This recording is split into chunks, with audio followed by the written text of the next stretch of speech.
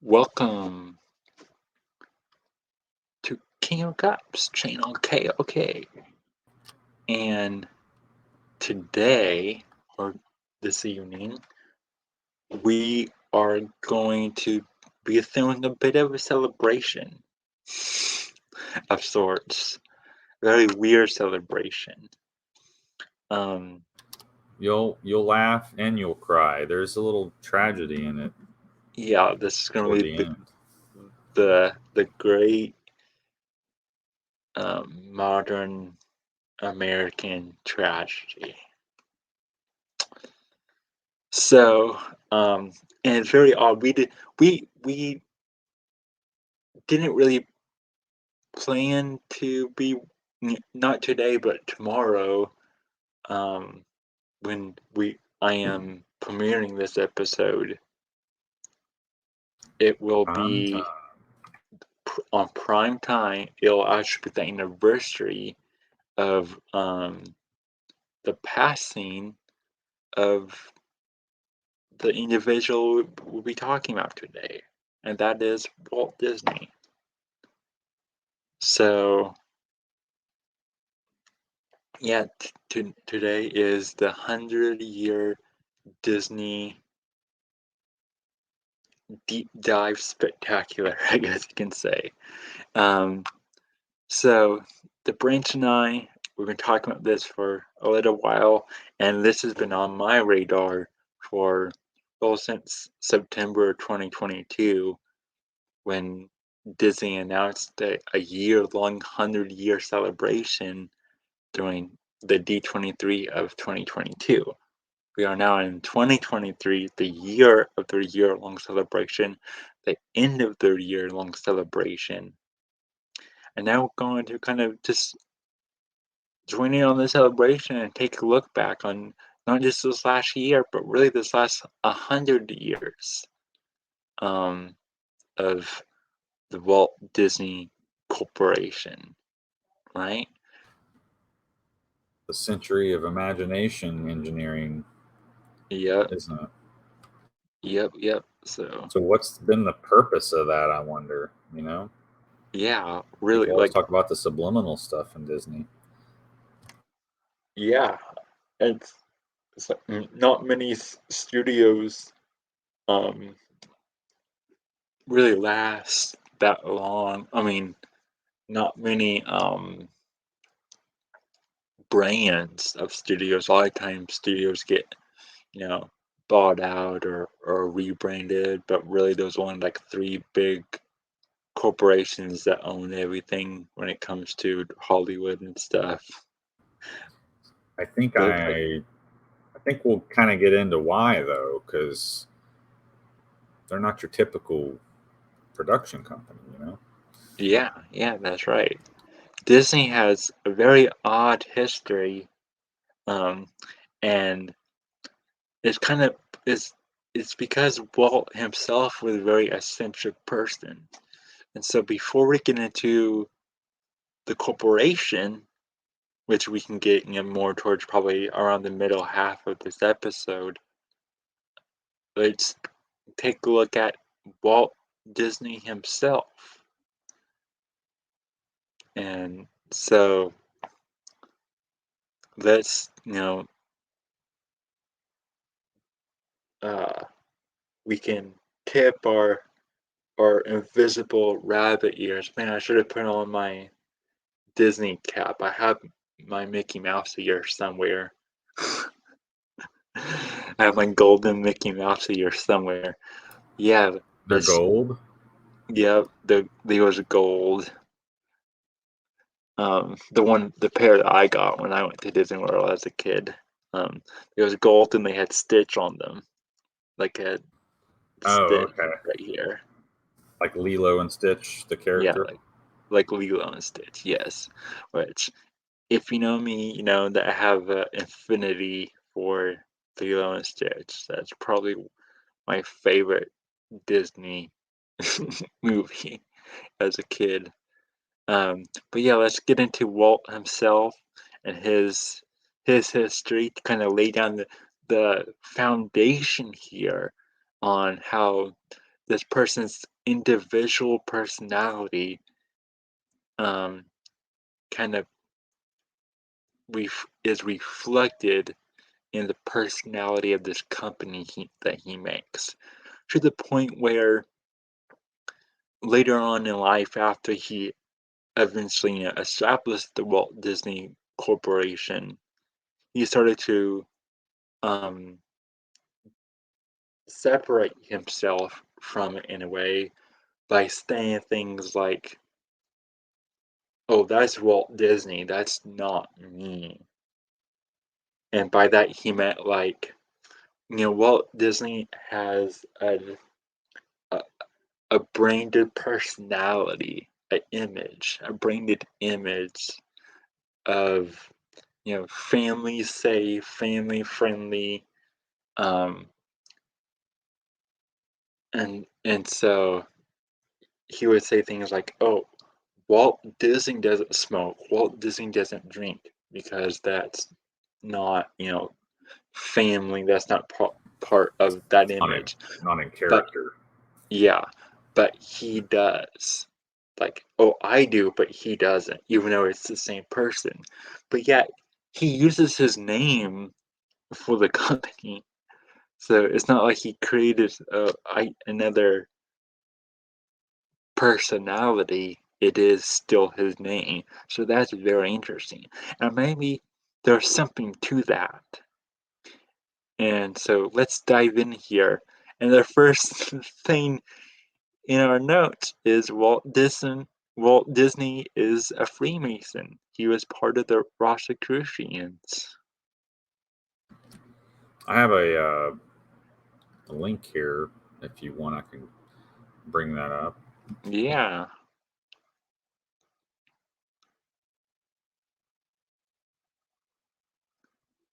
So yeah, indeed, Walt was uh,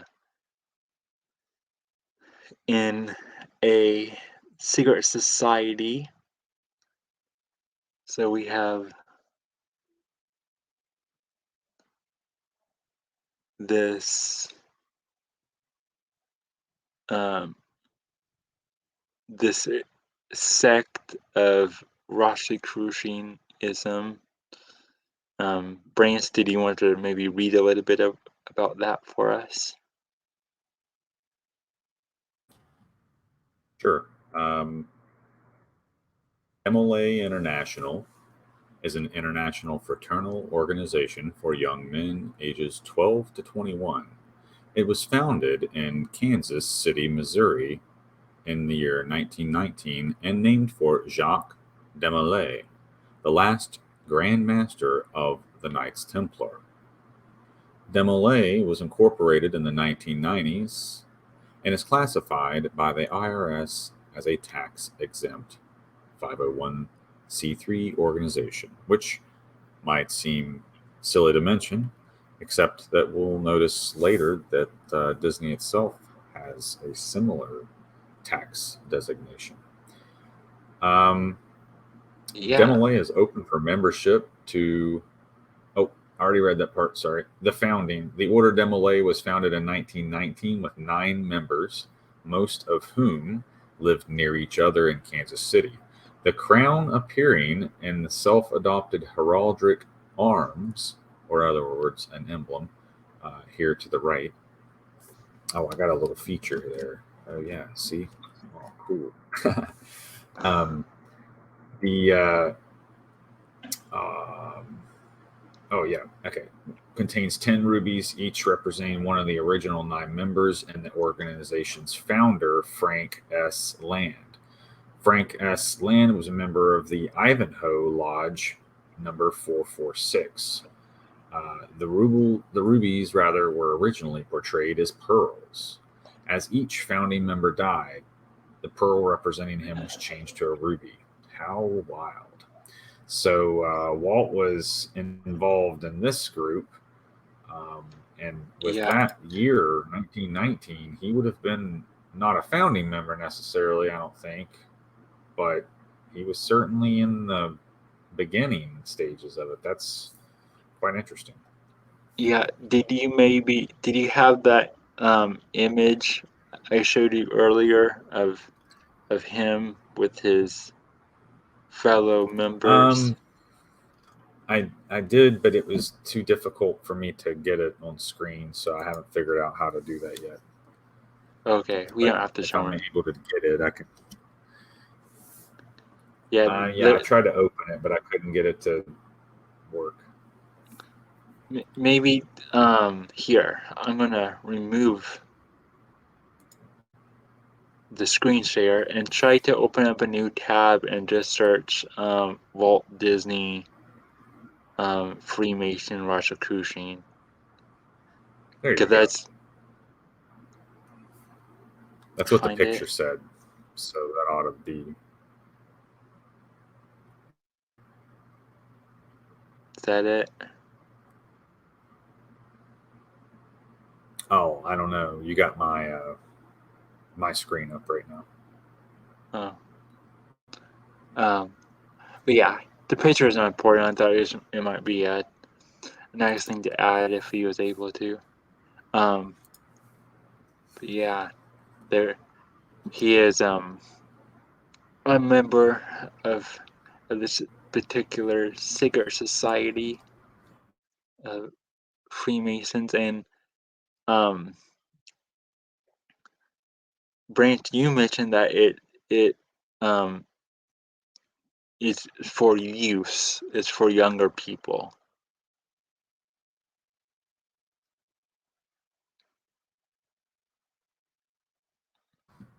Sorry, I was trying to get the picture you wanted me to get.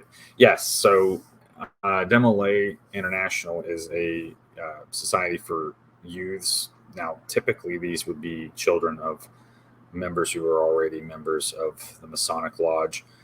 So, let's say if my dad or grandfather was in the Masonic Lodge, I might become a Demolay um, between the ages 12 and 21, with the intention that at 21, I would already be ready to become a Mason, right?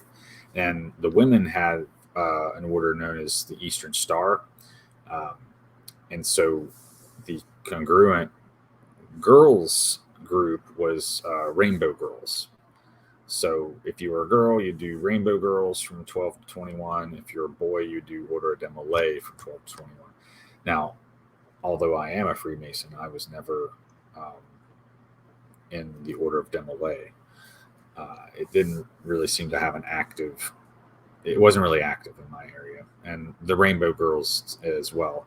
Now in Lodge, you can sometimes see pictures of when they were active, and it seemed like in my area they were more active like in the 70s and 80s, but it just seemed to kind of die out. Um, so it's no Yeah, longer really active now. But it seems like Kansas is where it was founded, so I would imagine there it's probably a lot more vibrant. yeah. So you said they established in 1919, which in 1923 Disney would establish the Walt Disney Company. Um, And I do so have a link for the Walt Disney Company if you want me yeah, to which share that. we can get to that in a moment. I just wanted to draw that parallel that those years are not too far off um, in time. So yeah, Walt Disney as a Freemason, and then But more specifically, the Knights Templar connection. And one of the accusations that would be made against the Templars oftentimes was that they worshipped what? Baphomet. Baphomet, Yeah, Jinx. And and by by definition, what is a Baphomet? It's a disembodied head. yeah, I mean, a it's often distant. portrayed as a goat creature, but really it's just any head that's been detached from the body could qualify as a Baphomet. But what really makes it a Baphomet is its ability to come to life and dispense with wisdom or prophecy or something like that. And you can find stories, and even in other cultures, um, like Odin, for instance, made a Baphomet out of Mimir's head, which was I think the giant that guarded the well of wisdom. I think he used his head in a similar way, where he stuffed it with spices and this, that, and the other, and somehow animated it. Um, but why would I bring that up, Chris? That seems like a strange thing to bring up when we're talking Yeah, about Disney. yeah, we'll keep that in mind. We'll be drawing some of these connections that may seem just like random things right now, but we're laying down some very interesting foundations right here. So we have the Baphomet, and then we also have the fact that Walt Disney helped establish NASA. Someone else who helped establish NASA was Aleister Crowley. Dude, that's out of this world. Yeah. So, and we all know who you know Aleister Crowley is, and how he was part of multiple secret societies, and went on to create his own, and as still to this day has a huge following. Um, and is also known as the most evilest man alive at one point, which will get to the origins of his backstory that ties back into Disney here in a second. Um, and also, an associate of Crowley's who was in the OTO, I believe, was Robert Anton Wilson. Now, Robert Anton Wilson's daughter, who died on the 23rd of a month, I forget which month it is, I don't have it in front of me. But when she died, she was the first attempted cryogenically frozen body. So, and that gets back to Disney with his frozen head, of course. And I also have a tab for him, Robert Okay. Anton. Yeah, Robert Anton Wilson.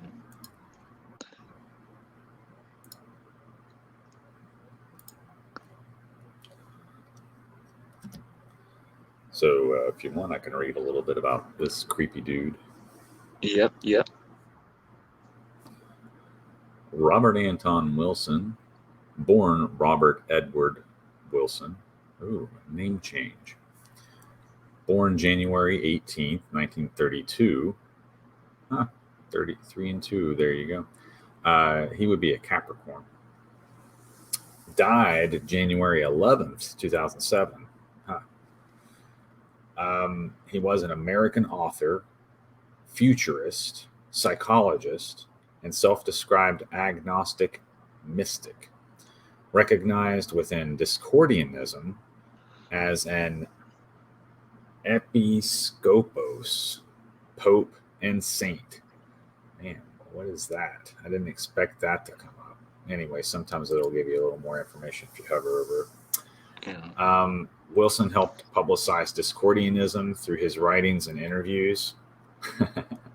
Interesting. In 1999, he described his work as an attempt to break down conditioned associations to look at the world in a new way, and with many models recognized as models or maps, and no one model elevated to the truth.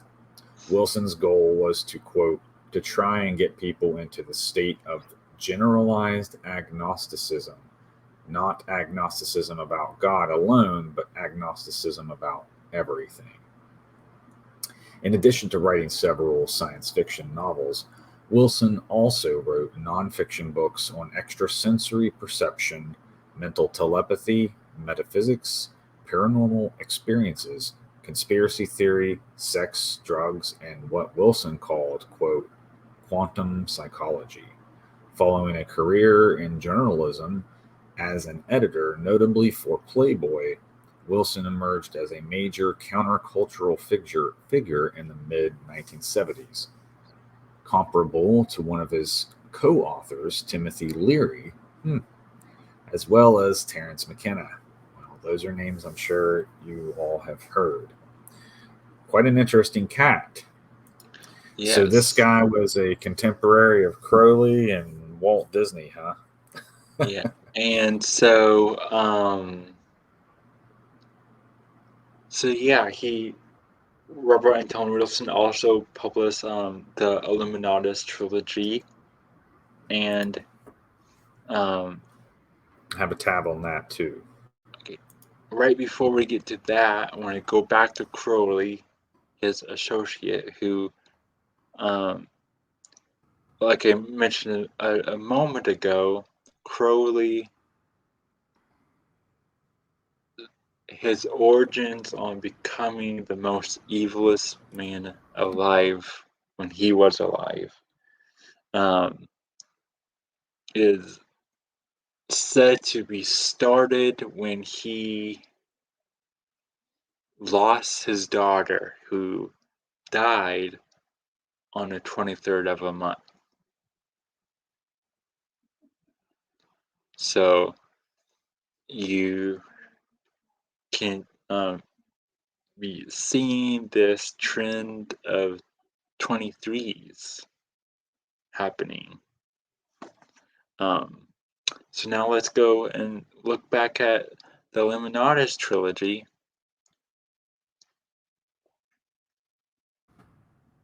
I have to admit, this is something I was not familiar with, nor him for that matter. So this is kind of shocking to me. The Eye in the Pyramid, the Golden Apple, and Leviathan Yeah. seem to If be any of you guys the listen titles of the to trilogy there.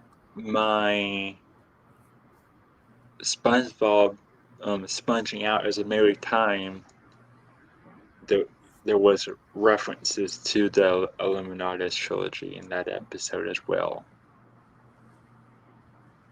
Oh, would you like me to read a little bit about this? Yes, please. So, the Illuminatus trilogy. There's an explanation point there. I wanted to capture the mood. Um, It is a series of three novels by American writers Robert Shea and Robert Anton Wilson, first published in 1975. The trilogy is a satirical, postmodern science fiction influenced adventure story, a drug, sex, and magic laden trek through a number of conspiracy theories, both historical and imaginary, related to the author's version of the Illuminati. The narrative often switches between third and first person perspectives in nonlinear narrative. It is thematically dense, covering topics like counterculture, numerology, and Discordianism. The trilogy comprises three parts which contain five books and appendices: The Eye in the Pyramid, first two books; The Golden Apple, third and part of the fourth book; and Leviathan, part of the fourth and all of the fifth book, and the appendices. The parts were first published as three separate volumes starting in September 1975. In 1984, they were published as an omnibus edition and are now more commonly reprinted in the latter form. In 1986, the trilogy won the Prometheus Hall of Fame Award. He actually wrote another book, I think, I was reading earlier, something about Prometheus Rising, incidentally. The authors went on to write several works, both fiction and nonfiction, that dealt further with the themes of the trilogy. Illuminatus has been adapted for the stage as an audiobook and has influenced several modern writers, artists, musicians, and game makers. The popularity of the word Vinord and the 23 Enigma can both be attributed to the trilogy. So yeah, there's the 23 Enigma. Yeah, interesting. Yes, Oh, we're I gonna gave read us a a little bit thing more for about that. the 20. Yeah. The 23 Enigma is a belief in the significance of the number 23. The concept of the 23 Enigma has been popularized by various books, cultures, and conspiracy theories, which suggest that the number 23 appears with unusual frequency in various contexts and may be a symbol of some larger hidden thing. So maybe that's a good time to mention that we're planning a 23 and Me Or episode, so and that's going to 23 be and kind Us will be the of, or oh episode yeah, title. sorry. But that's going to be kind of what a year in review of Yeah, the we'll year be 2023. we'll be looking back at the year 2023.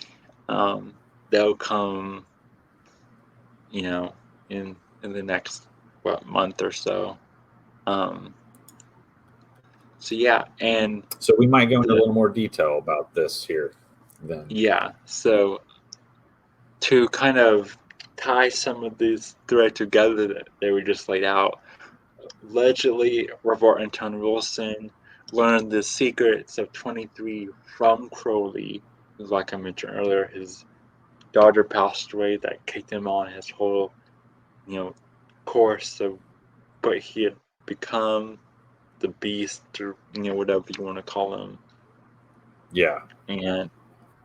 And within that, he took up many numbers, but one of his numbers that he was really into working with was 23, and tying that to Sirius, the dog star. And Robert Anton Wilson learns that from Crowley when he joins the OTO, Crowley's organization. And then Robert Anton Wilson's daughter dies on a 23rd of a month, and he goes seamlessly mad with the what we were reading here called the 23 Enigma. So yeah, they're very odd stuff, and of course Disney famously has the cryogenically frozen head, allegedly, um, and of course they renamed the Ice Queen to Frozen, and there was all those theories that Disney started using these words to drown searches of them. If you try to look up Disney and something else, like Disney Frozen Head, you type in Disney Frozen, you get the movie now. Kind of like what Taylor Swift did with the Jets. Yeah, similar to that, or Disney Tangled, their version of Rapunzel. You type in Disney Tangled instead of Disney Tangled Up in like lawsuits or whatever, you get Disney Tangled the movie. If you type in Disney Crowley, you do have to dig for a while before you can find that, because Hannah Montana's hometown is like Crowley County. So if you type in Disney Crowley, one of the earliest thing that pops up is like one of the first thing that pops up is Hannah Montana's fictional hometown, Crowley County. I did not know that. Oh, by the Yeah. way, I was able to finally find that picture that you wanted. So if Okay. you want to Yeah. show that real quick. Yeah. right here. So as you Here's can see here, this is a young Disney, or Walt rather. yeah, with his fellow Rosicrucian members.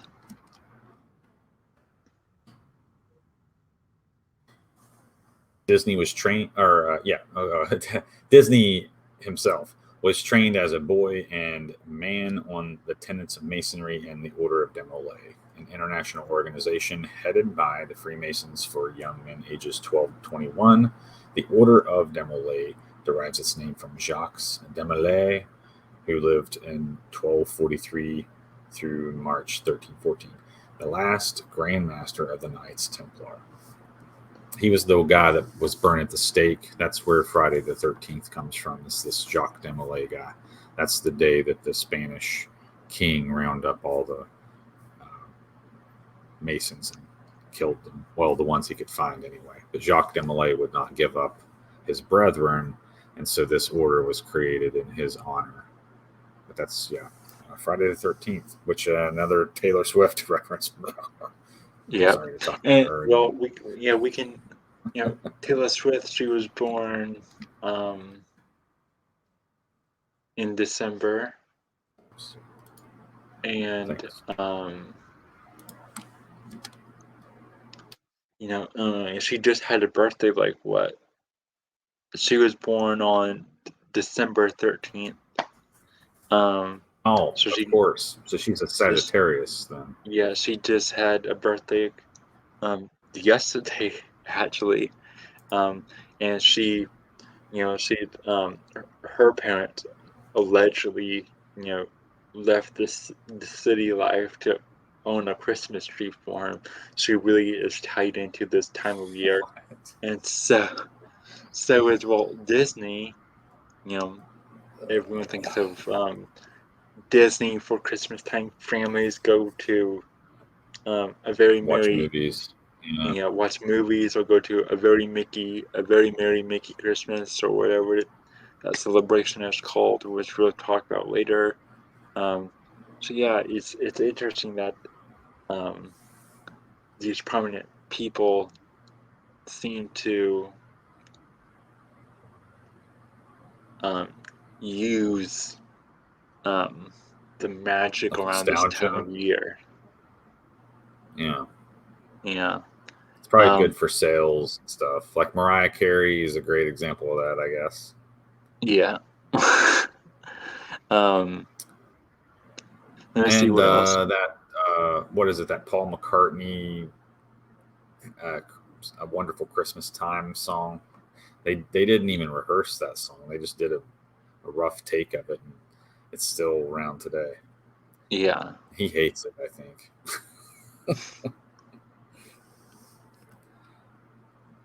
So let's see.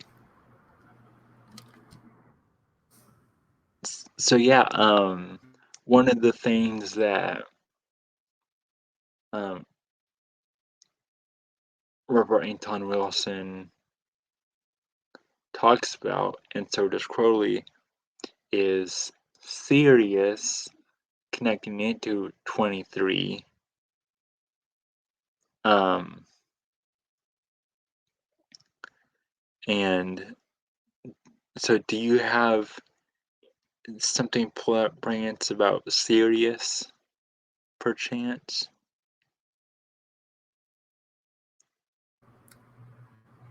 I do. Um, of course, I accidentally clicked one of the hyperlinks on the page, and so shortly it will be back up. Sorry for So, that. My computer's uh, kind of slow, so I have to be very precise about what I open and click on where it you're lags. fine. But So yeah, yeah, momentarily it will be back. yeah. So um, we'll get to back to Disney here in a second. Um, I just wanted to lay down a bit of this 23 stuff, because 23 is also a big number for Disney himself.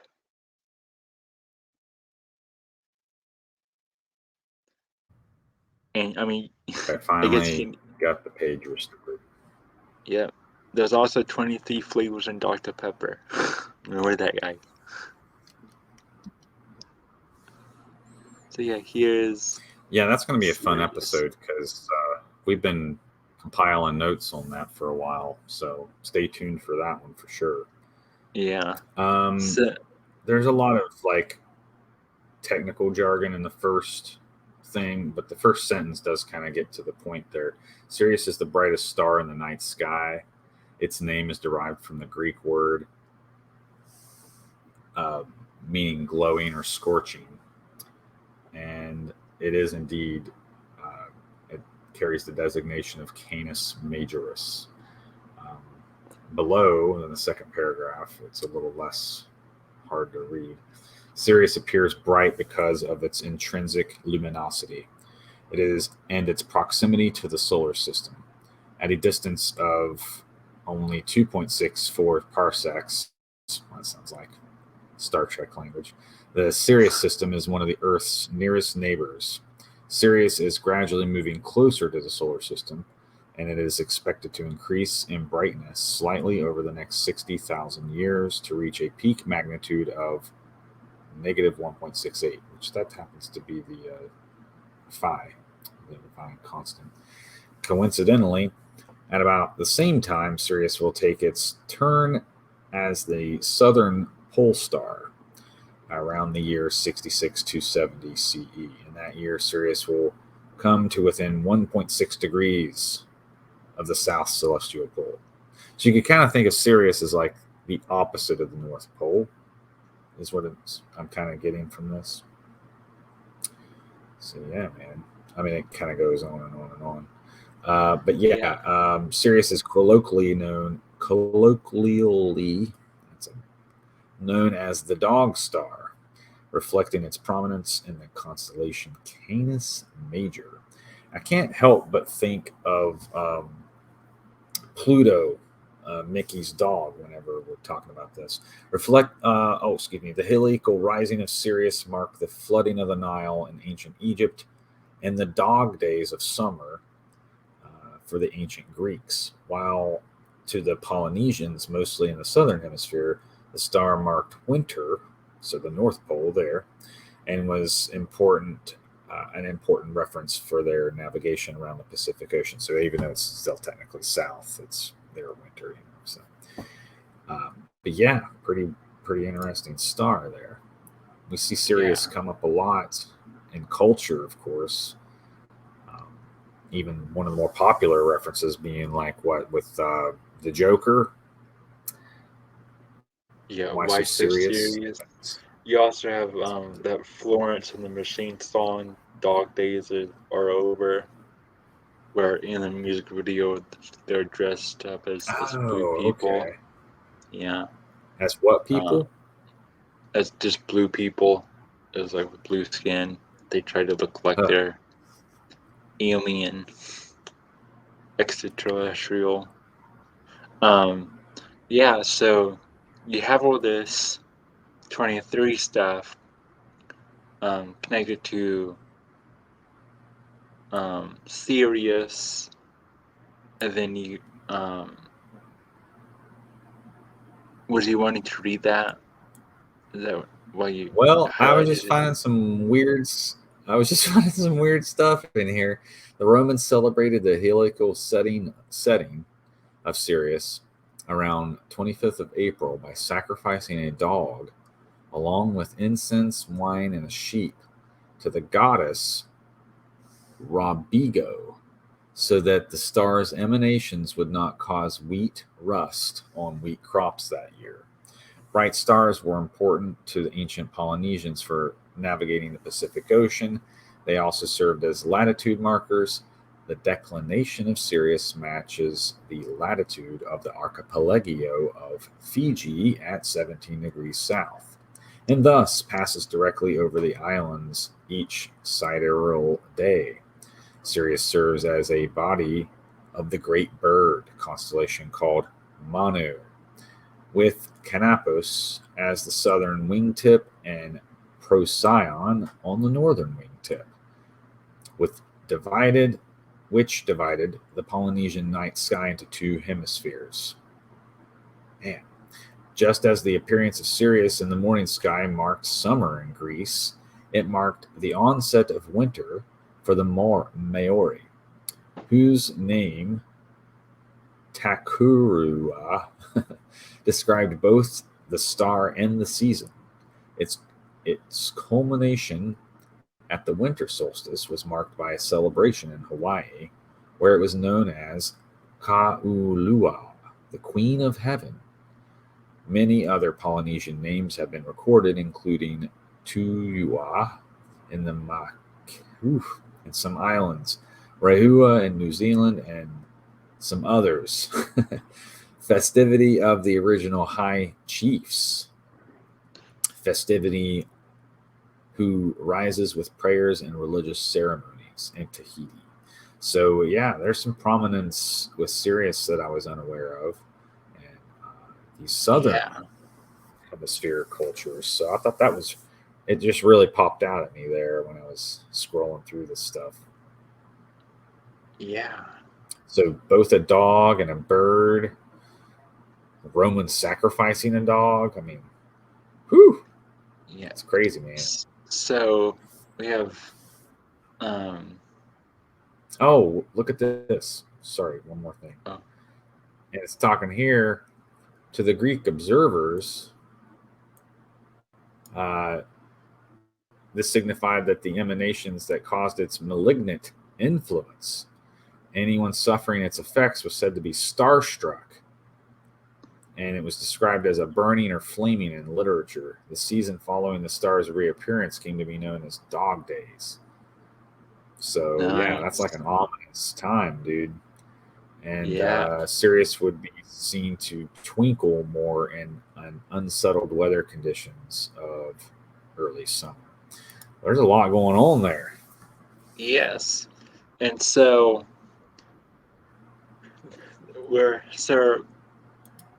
we have uh, 23 Freemasons frozen heads and bodies. Um, Sirius being starstruck.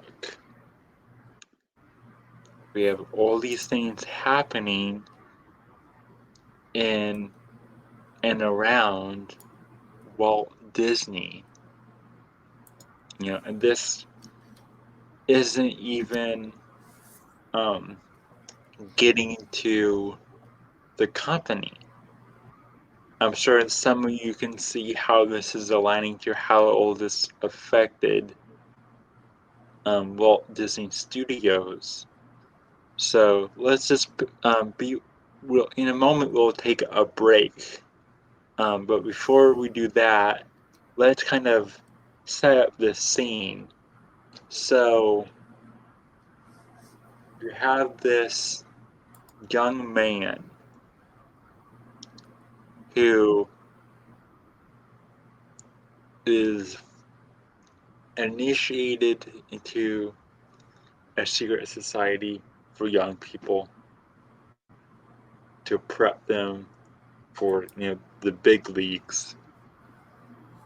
That means he has family members that has lineage to this stuff that's been passed down. You have him getting these teachings, him becoming a practitioner of the occult, the esoteric that these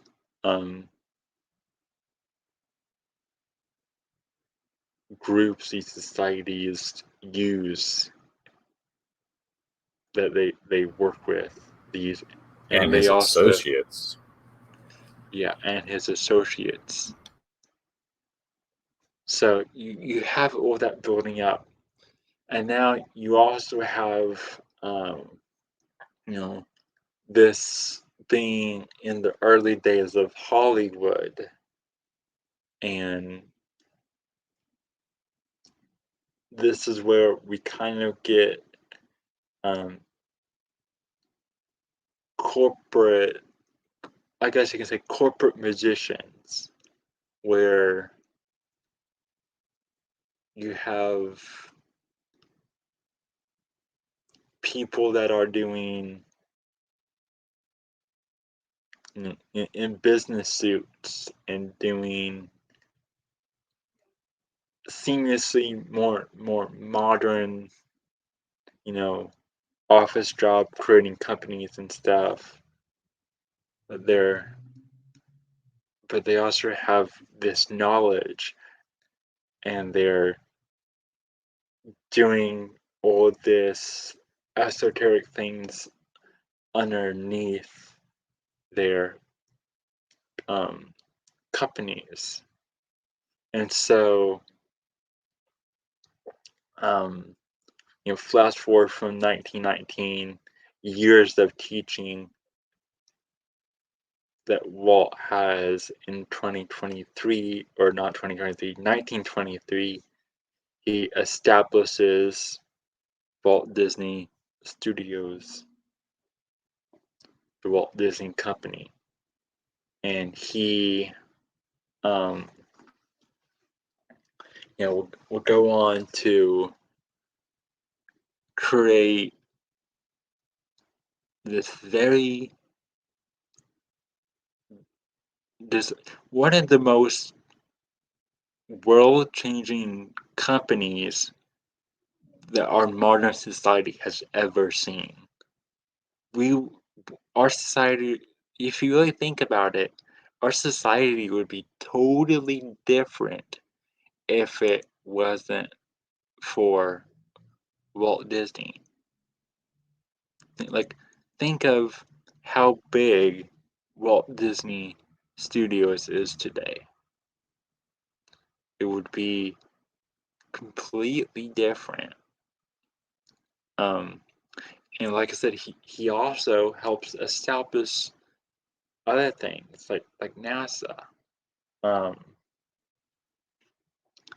so in the second half after this break, we're going to be getting into examples in the lifespan of his company, how some of these things that he was shown and taught gets worked out under the guise of Walt Disney Studios, the Walt Disney Company. So we'll be back in a brief moment as we take a break and return with another half of fun stuff that's going to kind of really weave all this together, if you will. So, yeah, get up, go get snacks, go use the restroom, and we'll be back after this brief non-commercial break.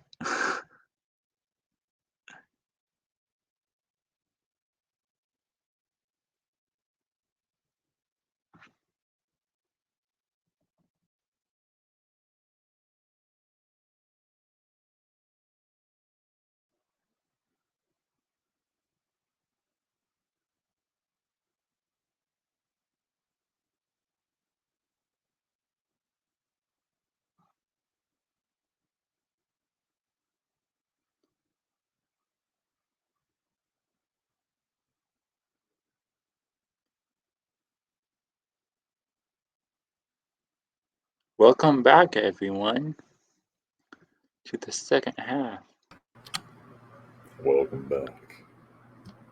of 100 years of Imagineering the Stars and Crown. Let me get our notes pulled back up here. Let's see. So now in the second half, we're going to be talking about Walt Disney as a company rather than just a person. So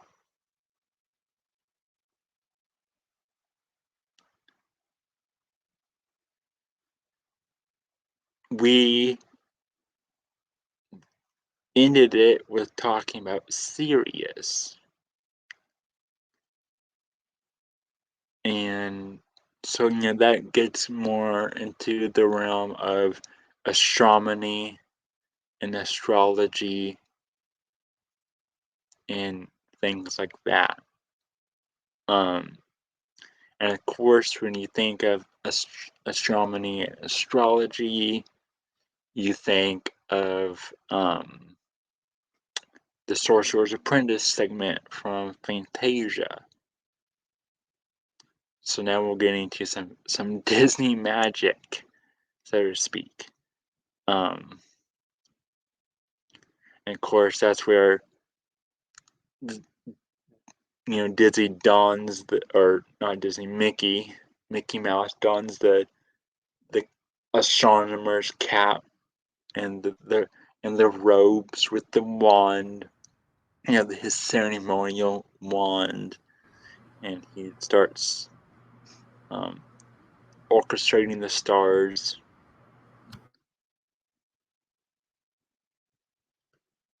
So, and that's something we see a lot with Disney. Of course, we have the Disney wishing star that's in pretty much all of their stories, especially all their princess stories or their myths or the lore, right? And what is a wishing star? Well, a wishing star, a shooting star, well, that's a comet. So we're thinking about 2023 shooting star, wishing stars, comets, and Sirius. There was an event that happened back in October, right, Joshua? That Correct. I think we have something pulled up here. Yes, it is the Orionids, the Orionid meteor shower. So the annual Orionid meteor shower, known for its bright and swift meteors, is set to peak on October 22nd, 2023, which was a couple months ago. These meteors create a celestial display that you will not want to miss. And it goes on to explain about them. The Orionids, which peak in mid-October each year, are known for producing noticeably bright meteors that flash across the night sky. They zoom at speeds in excess of 148,000 miles per hour. These meteors have the potential to become fireballs, producing prolonged bursts of light. According to NASA, we were talking about NASA earlier. They often leave glowing trains.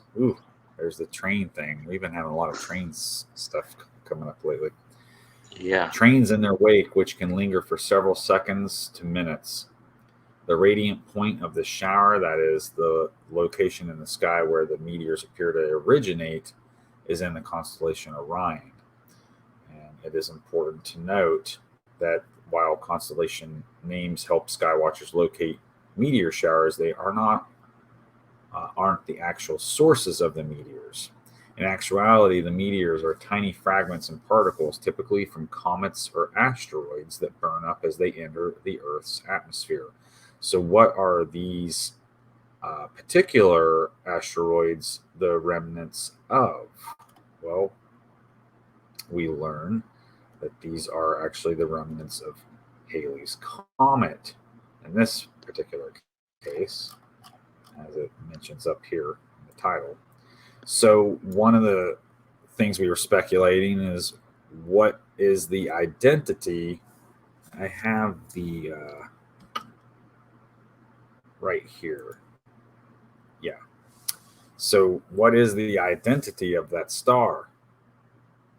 And that's a shooting star, right? So, what we were just reading, there's a train behind it, right? So the arc. And, and it's good to note here that they did have a new special intro for all the movies that Disney released this year for the 100th anniversary that says Disney 100. And as it fades into the intro, you hear a train whistle, and it Kidding me? shows a train right in front of the castle. I did not know Um, that. yeah, in the new Well, intro. there's your train and your castle. Then right there is your train and your castle. Yeah, Same exact thing. Man, that's weird. yeah, Well, thanks for pointing that out. I didn't expect that little weave. yeah. More, more to add to the train pile. Yeah. And so we're speculating here that the Disney wishing star that starts off every movie that connects all the Disney lore. You know, could it be a representation of Sirius in a way?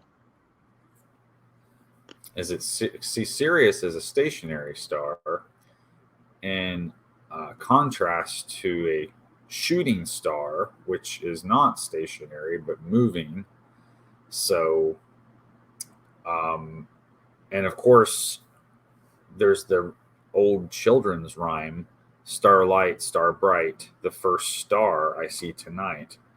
I wish I may, I wish I might have this wish I wish tonight. Right? That sounds a lot like a spell, doesn't it? And you mentioned there was a mouse spell, right? There is a mouse bear. But before we go on, since you had the logo pulled up, there was one thing I wanted to know about the Yeah, I got it Disney right here. D. Yeah, the Disney D. So, um, a lot of people, we talk about the schedule of the Disney D, and people, say, oh, well, you can see three sixes, 666, it's the mark of the beast, which we'll talk more about later. Um, but it's also worthwhile to know that the Disney D isn't just sixes or a weird, funky backward G.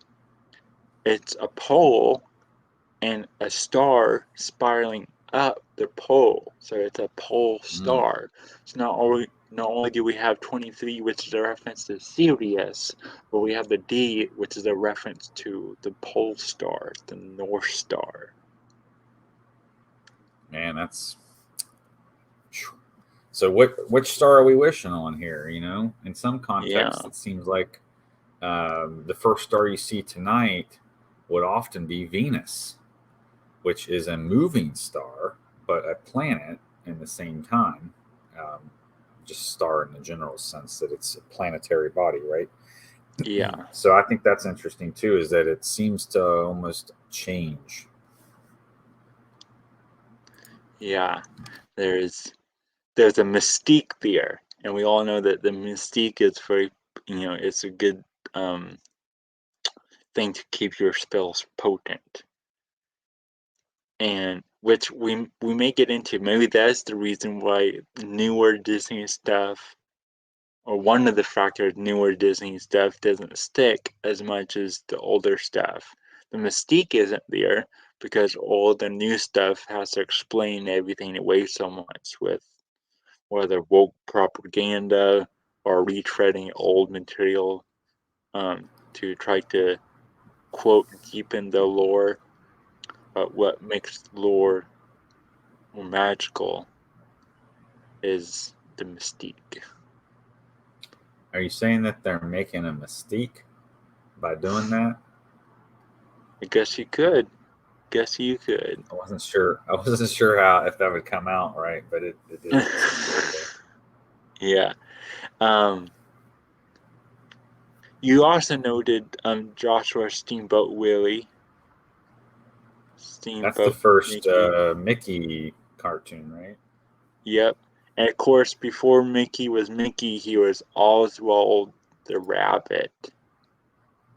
Oh yeah, I forgot about that. Yeah. Oswald. Then Mm. and then he got turned into Mickey the Mouse. Um, that was Mickey they the brought. Mouse. I've never heard it said that way. um, yeah, they did bring Oswald back for oh, they had a game called Epic Mickey on the Nintendo Wii where like Mickey used a paintbrush to like hop worlds Might and draw remember new that. creations and things. So yeah, and that is a thing that we see using imagination, right? The Imagineering pops up quite a bit, which we'll get to more in a little bit. Of course, also, um,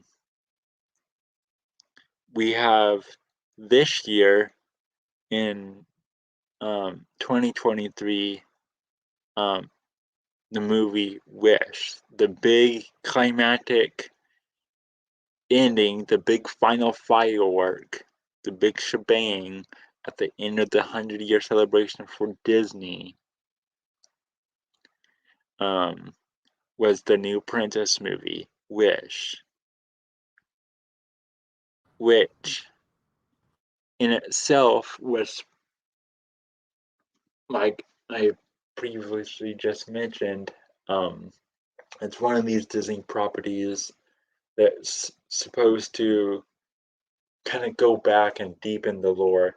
It is also the first Disney property to do the Spider-Man into the Spider-Verse animation style that was popularized by Spider-Man into the Spider-Verse with the blending of 2D and 3D, the old and the new, where Spider-Verse did the 2D comic art and stuff like that, mixing it with the 3D. Disney does in the movie Wish the watercolor paintings of like the Snow White era Disney with like the Frozen era 3D Disney. It does that blending um, with the Wish movie. And of course, the new princess for the new Wish movie is Asha, and she lives in um, this realm where um, people can wish upon a star, but their evil king, who is astrologer of sorts, um, is hoarding the wishes by saying that he is the mediator between the people and the stars, and that only one person per year gets their wish, and he gets to strike which wish gets granted. Um, Oh and wow. and Asha gets picked to be the one to um, grant the wish, and she wants to have the same wish that her grandfather wanted to wish for. And when um, she tells the king her wish is the same as her grandfather's, he rejects the wish because it's not something that he wants to do. And she goes off, she does one of her songs, and um, she runs out into the woods, and she wishes upon a star herself.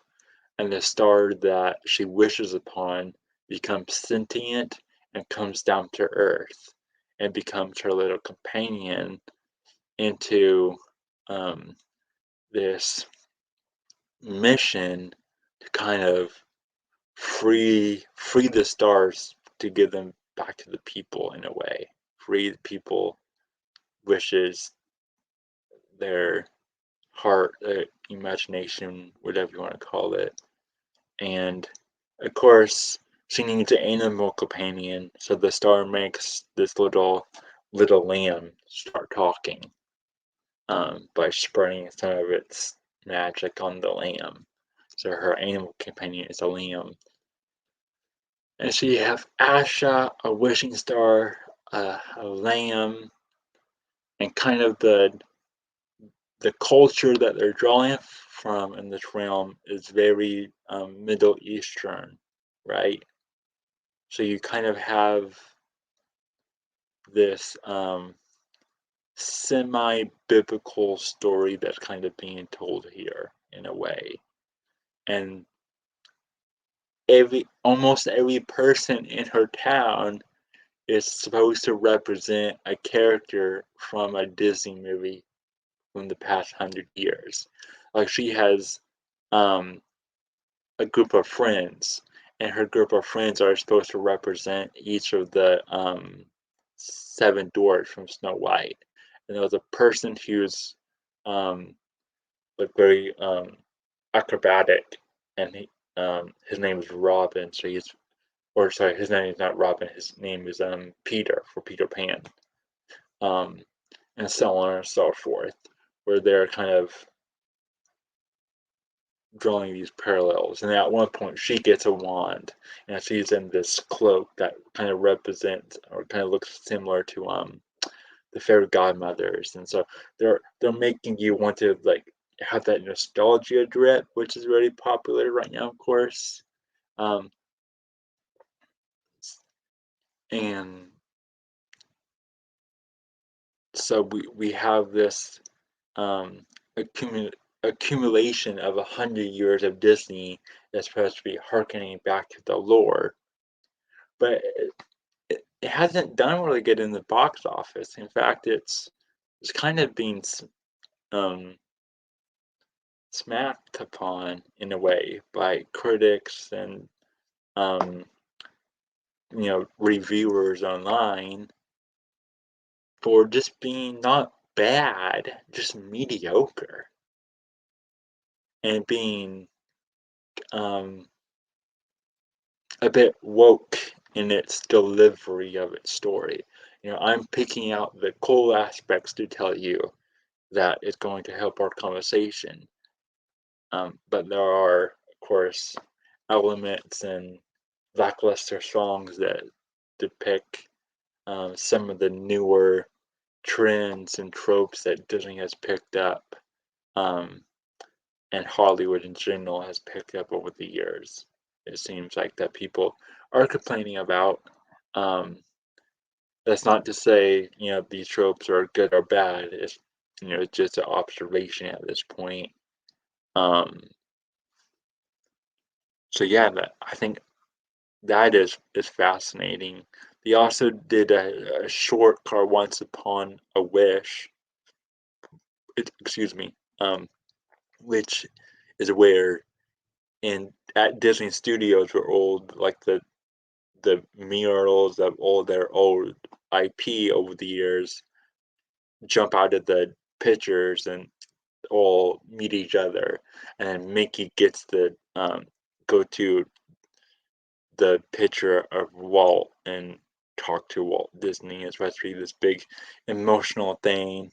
Um, Also talking about trains, Branch.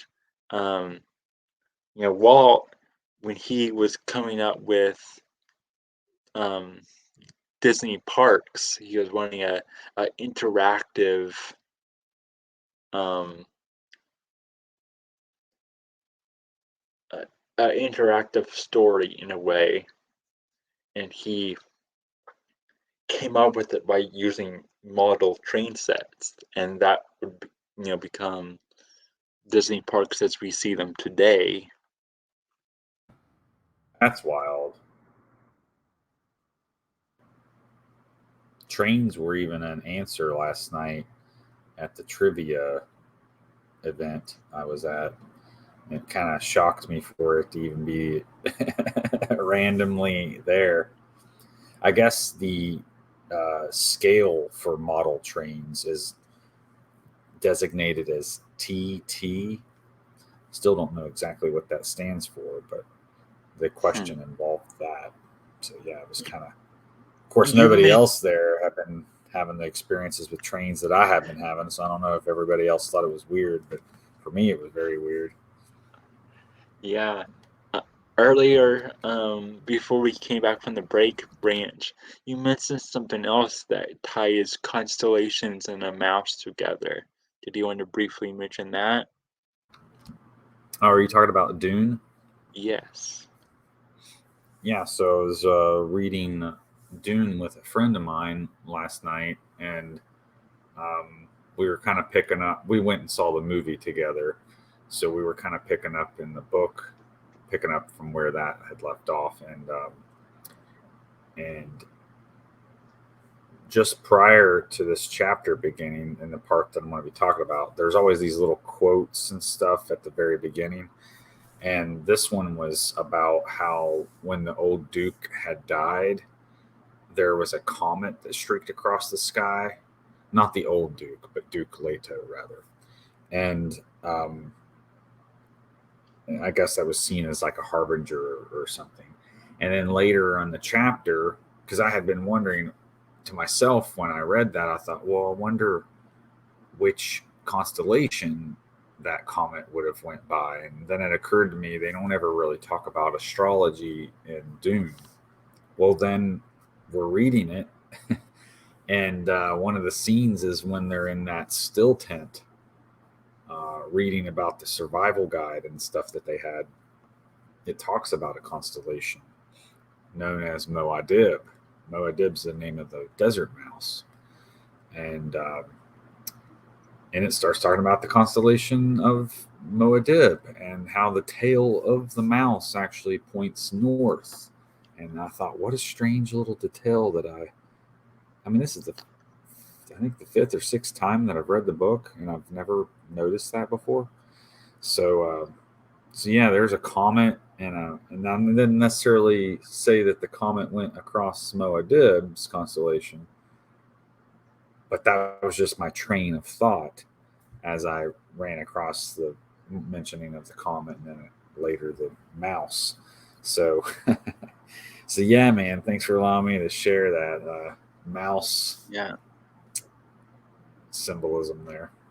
Yeah. So we also have Walt Disney Company pulled up here. I thought maybe now would be a good time to talk about the Walt Disney Company and just everything that Disney owns. Disney, ABC, Marvel, of course. Fox. They own Blue Sky. They own Pixar. They owned multiple. Um, Even on ESPN, yeah, they it's own crazy. ESPN. They own National Geographic. They own What? multiple record labels. Um, they have, of course, they have other movie studios that they release movies under that aren't, um, so they don't hurt the Disney brand. I believe, was it new? I think it was New Line Cinema that is a Disney brand. Um, of course, New Line Cinema, is famous for in the 90s to early 2000s, doing all the um, like action and horror movies. Like Scream, like Wes Craven's Scream is a New Line Cinema movie, bunch of bunch of others. So yeah, the mouse keeps on getting fatter in a way. So even movies that you wouldn't think were had anything to do with Disney actually have financial ties to Disney. It's Yeah, interesting.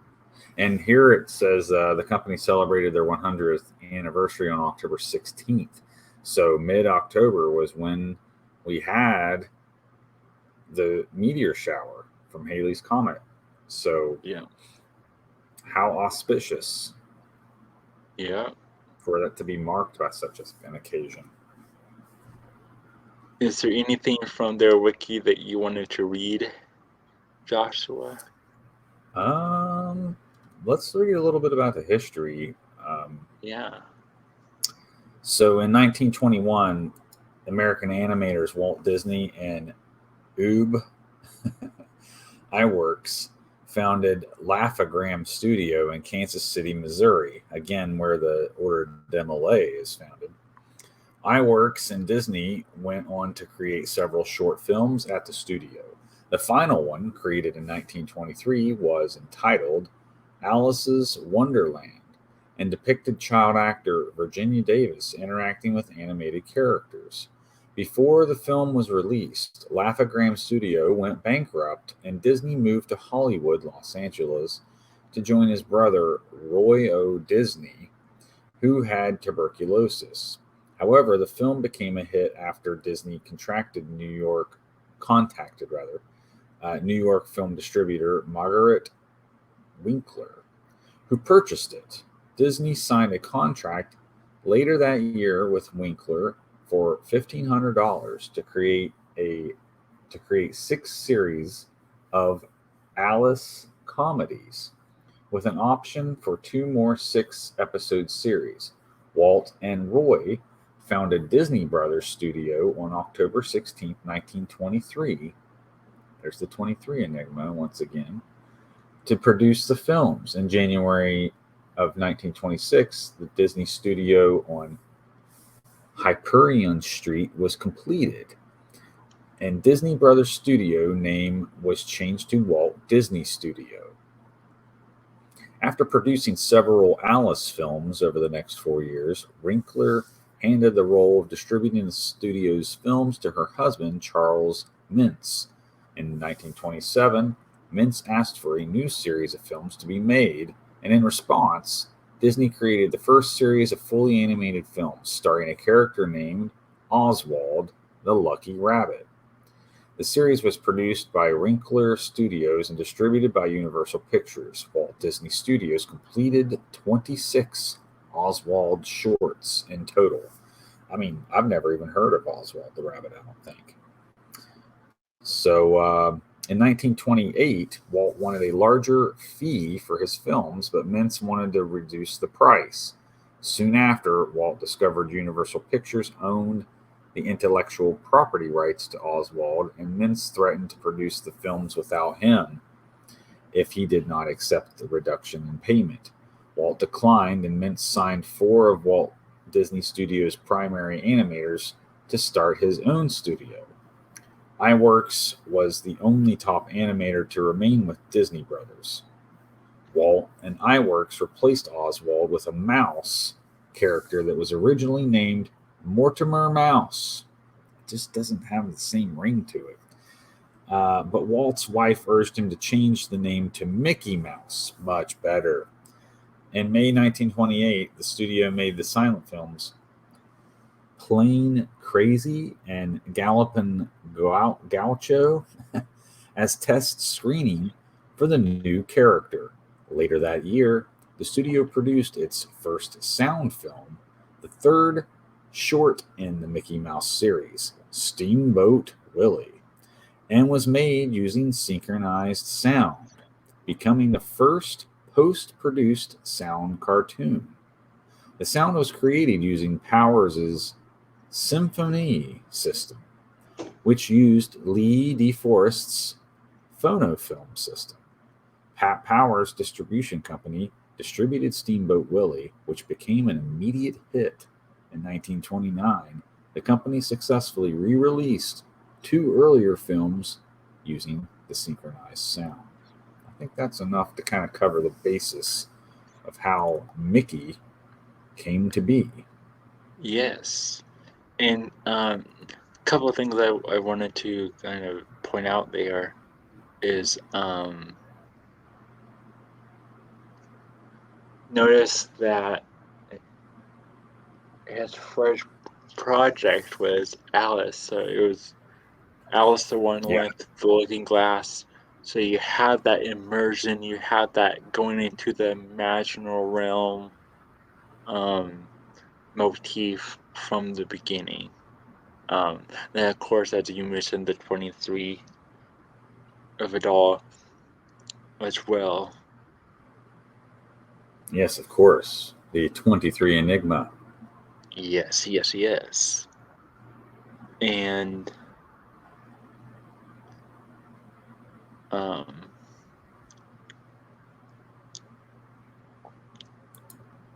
yeah, um, you know, short, shortly after that, we have introduction to other characters, like Minnie Mouse, who got introduced in a short where she is dancing, and there's a bunch of whistling um dogs, hot dogs that Mickey is selling at like what seems to be some type of club or something. Um, so the so dogs are so the dogs are catcalling the yeah, mouse. yeah, That's a really weird thing going on there. and um, what kind of to me kind of parallels that um uh famous Betty Boop short, the um that really weird sexual bimbo short that Betty Boop had. I mean, a lot of hers was really weird. But it's kind of in the same vein. Of course, also Disney has also done things like that Donald Duck short that teaches kids about sacred geometry. But he has also done shorts for war for both sides of war. Um, so you know, Oh, the Donald Duck thing. I remember that now. Isn't he like Pythagoras or something? yeah, He's got like laurels on his head. It's Daffy Duck, right? Or not Daffy, but the Donald uh, Duck. yeah, Donald Duck. Yeah. So you Well, have now with the Freemasonry thing, that makes a lot more sense. yeah, and of course, war is good for business. So he was making political cartoons for both sides. Um, so there's that. Um,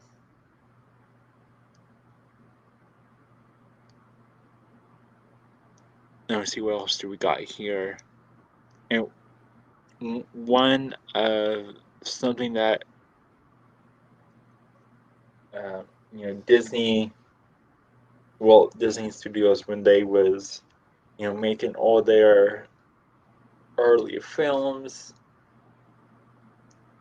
they was picking things that was in the public domain, like the Grimm's fairy tales. That's where we get all the Disney princesses. Um, Oh, good point.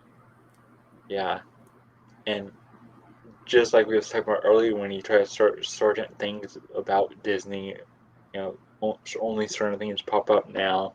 When you try to search for traditional fairy tales, a lot of times only Disney things are the first things that come up, and those are the first things that people think about. Um, instead of learning the lesson from The Little Mermaid, people are debating about who should play the Little Mermaid, right? And it's like, well, there was a lesson there, there was a moral there, there was um, uh, esoteric reason why these myths was passed on. This is like a parable, actually, Yeah, or and fable, even. yeah, but now we're just getting caught up in this retelling of it. Um, The so wokeness of it all. the wokeness of it. Um, so in a way, not only is he um, rewriting myths, but of course Pixar, um, with early on got bought out by Disney. made Toy Story, and of course, Toy Story, probably one of the most iconic modern animated movies for the CG animation and everything, being the first full-length, fully CG movie. Again, taps into that kid's imagination side of things, but also, we have that Andy picking Buzz, the new shiny space thing, over Woody, the old, cowboy in the Old West, something that's more grounded, bringing his attention, his imagination to the stars, but not in a way that he's going to really learn anything from them, right? But this idea of being able to, go to space instead of just looking at um, the stars and constellations and things. So here we are again with the Imagineering side of things. That's a good point because you're right. There wasn't really any talk of like Lightyear is probably the only academic trace whatsoever in that pursuit. Buzz Lightyear, but no stars, no planets, no space or anything really. And Yeah, aliens appear in there too with the weird little yeah, toys in the machine. Like, so you yeah. just get The space little and green aliens men. Yeah, is all you're getting out of it. yeah. And then Zurg, the mock Darth Vader character. um, But that was yeah, Pixar, yeah. That which was Disney Pixar. Yeah, Disney which Disney, purchased them. yeah, Disney purchased early on in their founding. Um, and of course, around D23 last year, which we can talk about D23 in a second and what D23 is and why I keep on referencing it. Um, During D23 last year, they released a VR, AR, virtual reality, augmented reality um, short. It was supposed to be its first of its kind where you can immerse yourself in this short film, starring Brie Larson, who is Captain Marvel, um, who has some woke, um, politically charged um, Hollywood drama behind her. And again, of course, she plays Captain Marvel in the MCU Marvel Cinematic Universe, which Disney also owns. Um, and the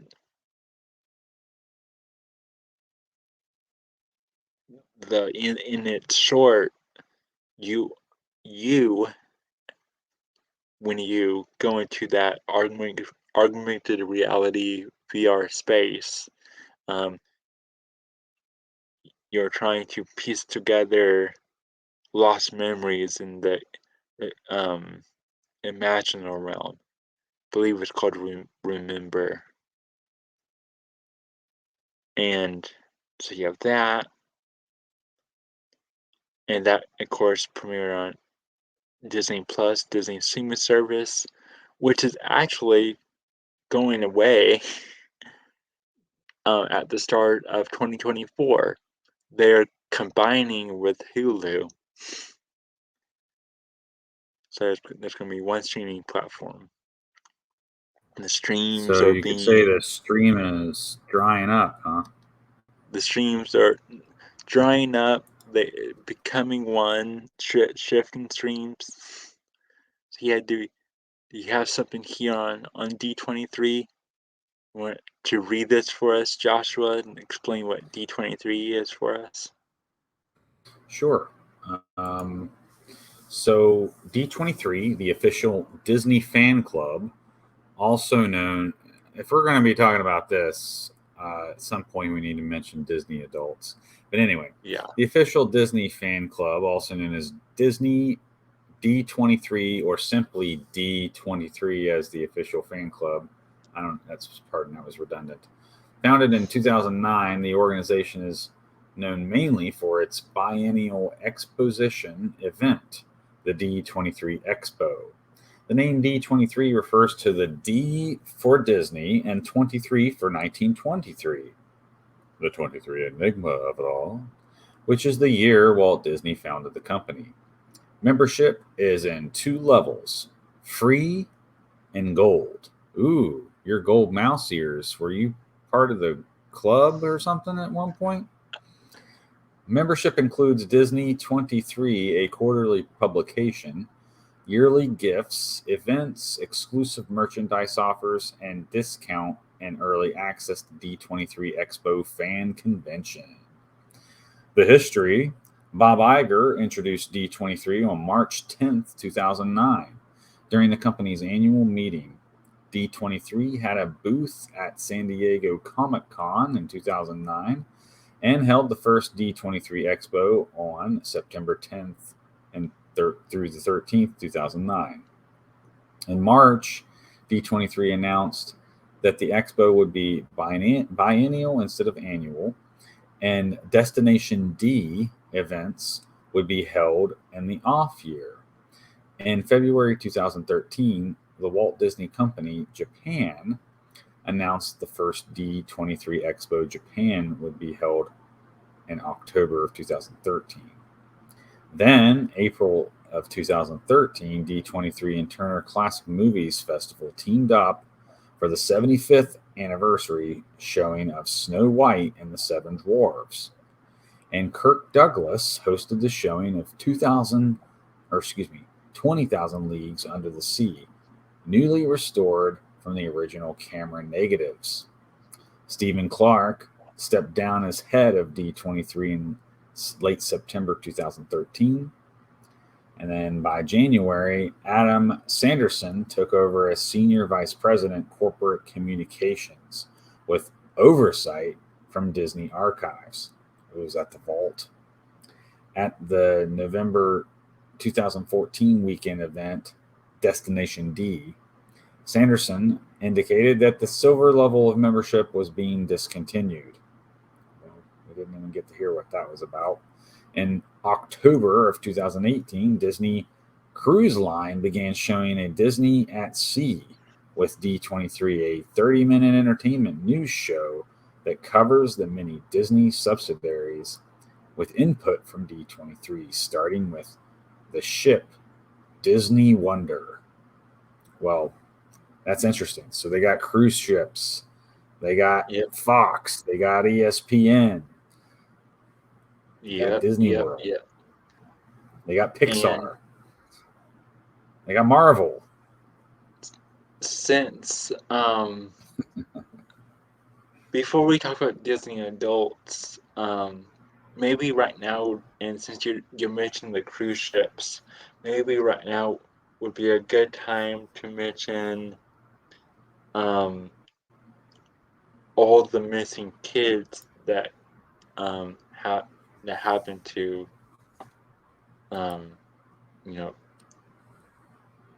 go missing every year at the parks and on the cruise ships, and all the weird stuff that happens there. Well, I'll talk about it, but I don't want to go overboard. Yeah. It was a joke. Because this is a dark topic, so we're going to go light on this. Yeah, this is a dark topic. We're just going to skim over this, guys. Okay. So, We found an article here that kind of got to the point. How many kids go missing at Disney World? Disney World is the happiest place on earth for many families, unlike any other. It's a vacation spot filled with magical rides, exciting attractions, and plenty of family friendly fun. But Disney World has a dark side. The theme park is one of the top 10 places children go missing in the United States every year.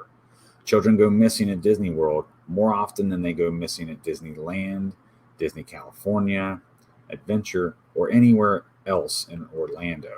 If you're ever worried about leaving your child unattended for a few minutes while you ride a ride, spend time at a specific park, or take in a show, you aren't alone.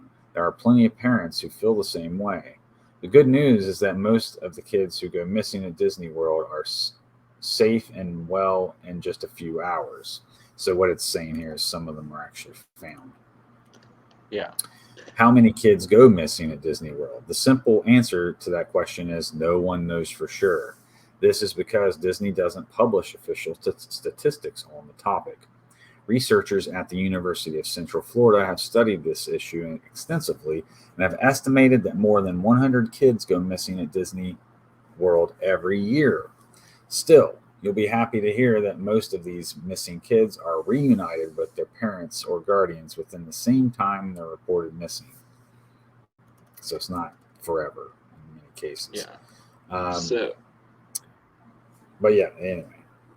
yeah, that we just wanted to briefly mention that. And here they're trying to a silver lining, but of course, um, there are those instances like things that have like that footage from the Disney cruise ship and stuff that happened a couple years ago and stuff. So there are some dangerous things that happen at Disney World. There's workers that get injured. Those tunnels that go all over underneath, and it's supposed to be for the workers so they can not have to go through the crowds and bother people. Um, and they Okay. but there's tunnels all over. There's essentially a whole lower basement underneath the entire park. Like I said, there was the weird videos from the cruise ships. There's that um, there's multiple Disney islands. I mean, there's all these weird, semi. Um, Oh, didn't Disney, wasn't Epstein's Island one of the stops for their cruise ship? Or I can't remember. There's some weird connection there too. I can't remember yeah, what it was, but I don't know about that, but yeah, there are some. If you wanted to, there are a darker side to the Disney parks, resorts, and cruise ships. Um, that anyone could go down that rabbit hole on their own time, so to speak. you mean the Uh, Alice in Wonderland rabbit hole? yeah. Um, just don't get led astray by the Fay train. um, yeah. Didn't you have something else about 23 that connected to the Um, devil that you found? oh, that, well, yes, actually, but not so much with 23. It was on this Walt Disney Company wiki page, their stock, uh, the designation for the stock market designation, the abbreviation. It Yes. is. Let me maximize the screen again here. Yeah. So if you look here, it's DIS. So DIS is the designation for Disney. Well, just seeing that reminded me of something else that I've ran across in the past concerning DIS. So, one moment here. Let me transition to this tab here. So this is a entity um, that we can read about here. So, otherwise known as Rex Infernus or Pluto, is a Roman god of the underworld. Dis was originally associated with the fertile agricultural land and mineral wealth. And since those minerals came from the underground, he was later equated with the chthonic deities Pluto, Hades, and Orcus. Dis Pater, father is what Pater means, father of the underworld, in other words. Dis Pater's name was commonly shortened to Dis, and this name has since become an alternative name for the underworld or part of the underworld, such as the city of Dis of Dante's The Divine Comedy, which comprises lower hell. So, yeah, that kind of jumped out at me in there, and I figured that was no coincidence, right? It's hard to believe that any of these things are coincidences anymore. So Yeah, yeah, so basically the devil. yeah, since you're talking about the devil, um, we can mention now um, the Mickey Mouse head, the Mickey Mouse ears, the sigil of the three circles. Um, of course, you can link that to the Celtic Trinity, and things like that, or a Baphomet head, right? Um, and there is also another famous head in secret societies, the Skull and Crossbones. Um, and then you have, um,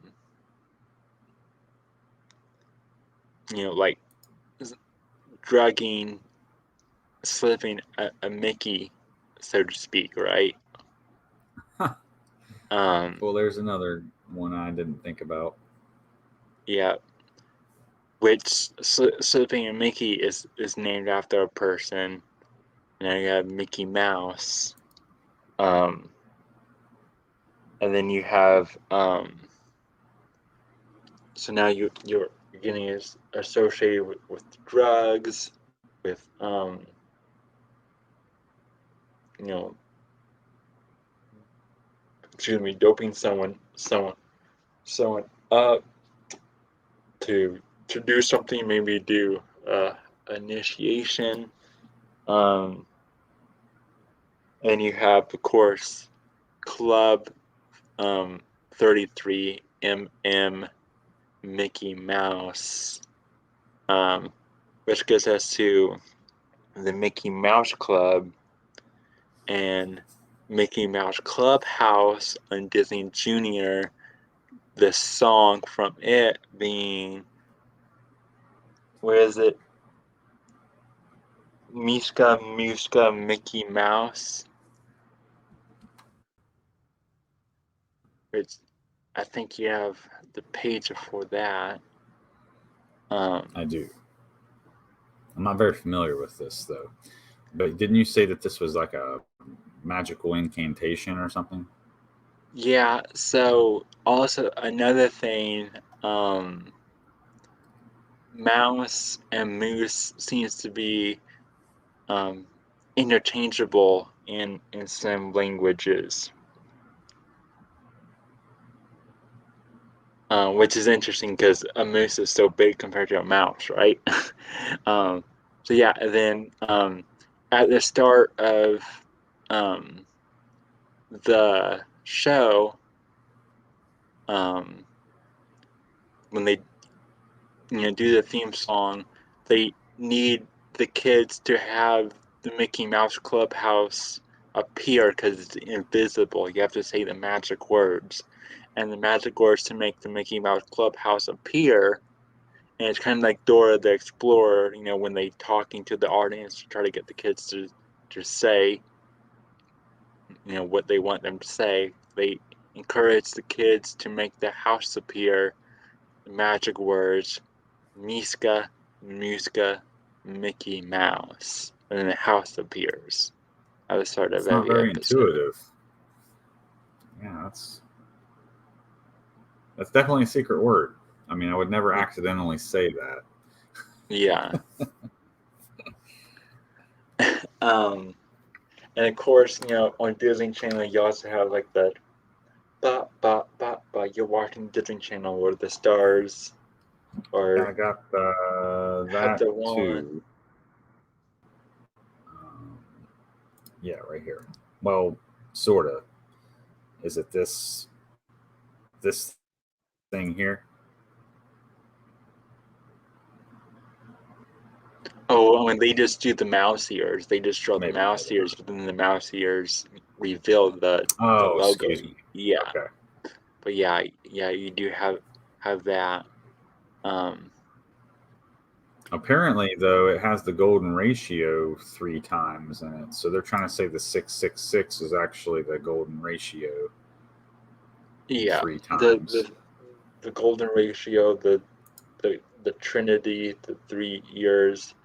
Of course, they're very protective not only of their image, right? Even though it seems like you may see the image is slipping because of wokeness perchance. Um, but they are also protective over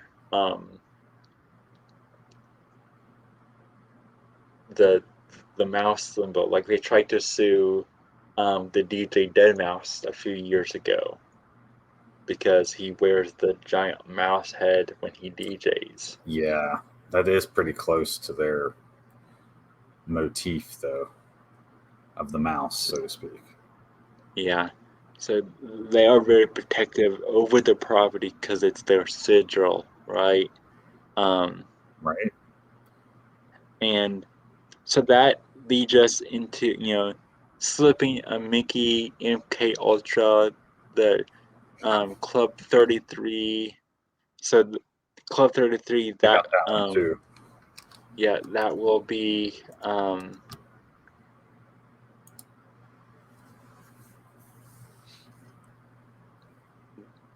Did you want to read a little bit of this, Joshua? Sure. So is it? Let me see. I can make that a little. Yeah.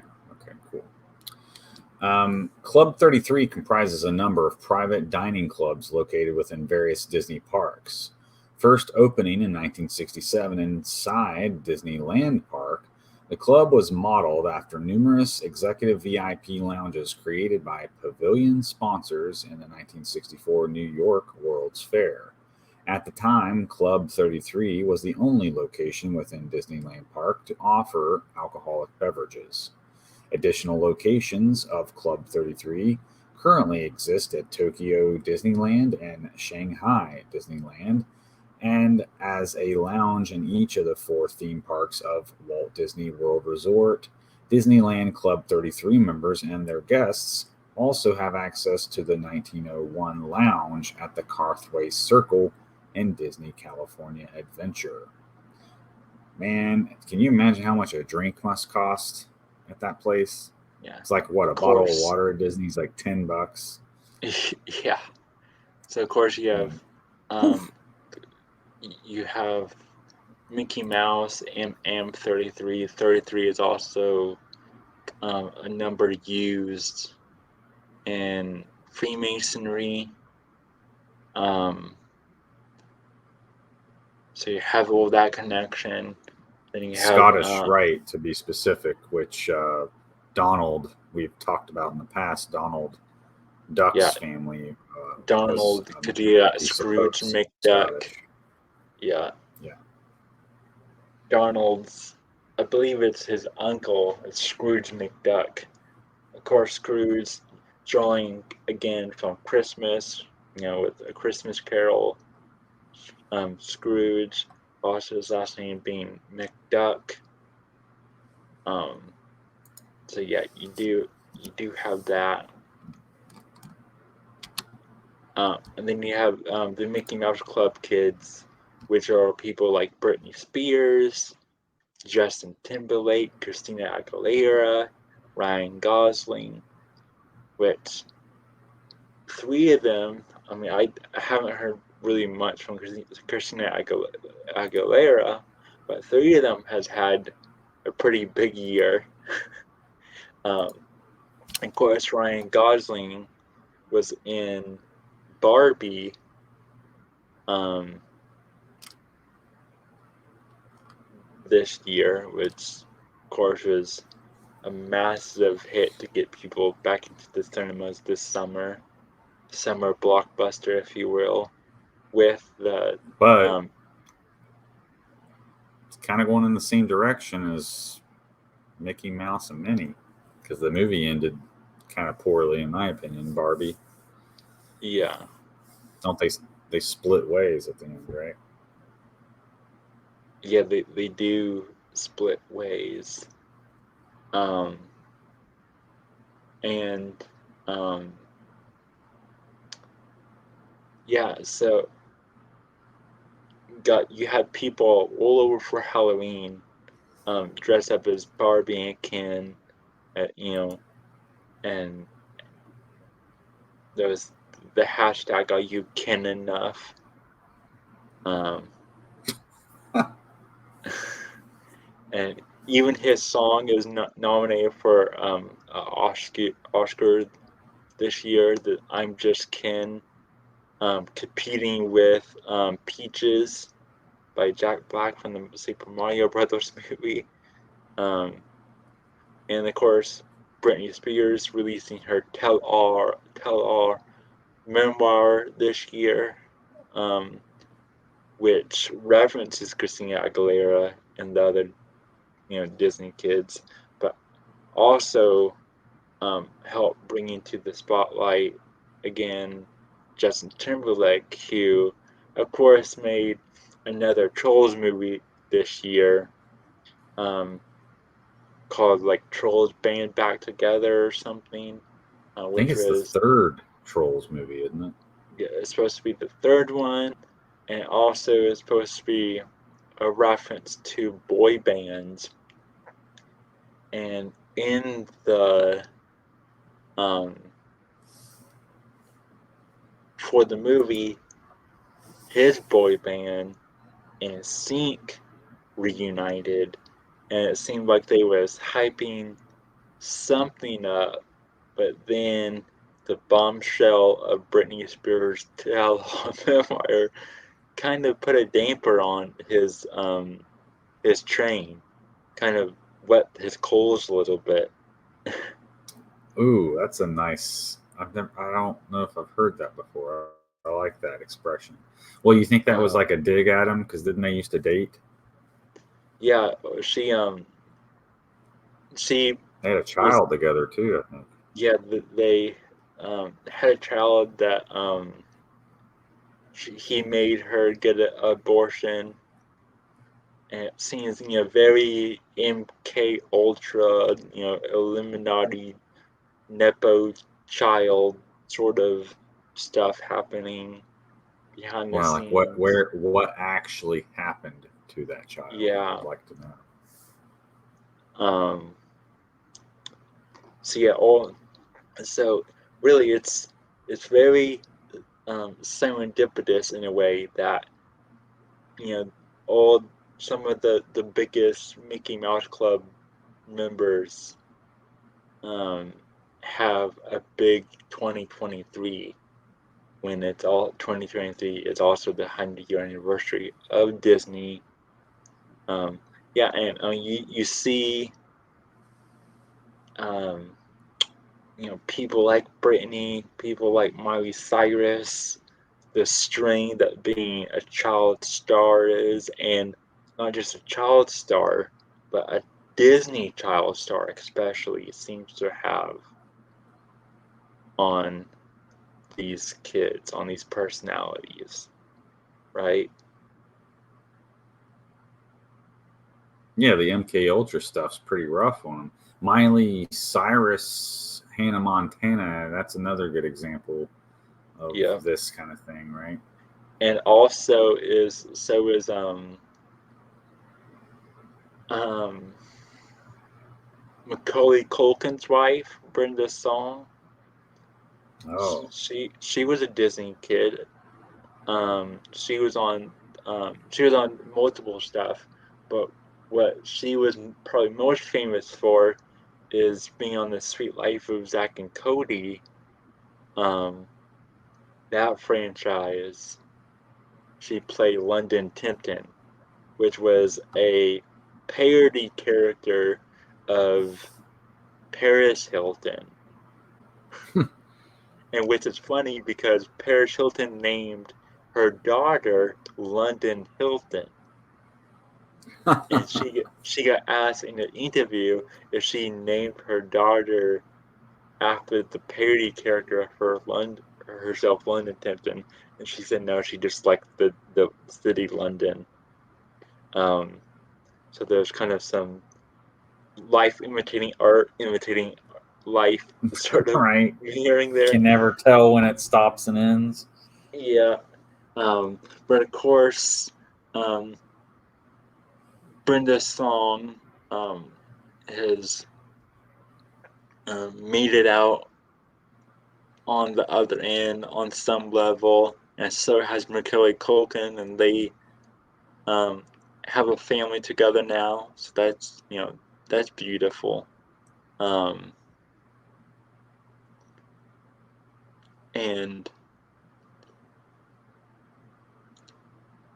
yeah, you have not only do you have the Disney Star the Disney Star kids, the Disney Star childs, Right. so to speak. But you have the Disney adults, the new, um, I guess you can say, simple man and simple woman, simple That person. nostalgia drip. The nostalgia drip. They're hooked Um, on the heroin of nostalgia drip. yep. And apparently, John Stamos is a big Disney fan, and he just like got engaged at Disney World. Uncle Jesse. Oh, Yeah, that's I don't know how to feel about that. yeah. And of course, Uncle Jesse tried to return to sitcoms a few years back with like Granddad, which starred Josh Peck. He was a Nickelodeon kid on Drake and Josh and all that. Um, who is now a voice actor and stuff. But he has had his bit break in, I guess, the cultural modern zeitgeist with Oppenheimer. So making it back to Oh, the Barbenheimer stuff, he has a small role in that. And apparently, allegedly, some guy broke into Bohemian Grove to see the owl statue, and there was a I saw whiteboard that. next to this owl statue, and guess whose name was written on the whiteboard next to the owl statue? Josh Peck's name. What? Yeah, Well, that's weird. I didn't notice that. yeah. Um, And that's a Disney kid that was in uh, Oppenheimer. yeah, Nickelodeon kid, but yeah, on Oppenheimer. Or Yeah, okay, well, Nickelodeon yeah, kid to me that's basically the same thing. yeah. Same thing. And um, yeah. So it's weird. It's weird when you start looking at all this. But yeah, yeah, yeah. You have the the Disney adults. For the Disney adults, it's so weird. Um, to think about people that spend all their time And like money. and money buying everything Disney, going to every Disney movie, um, and going to a very Mickey Christmas or whatever it is.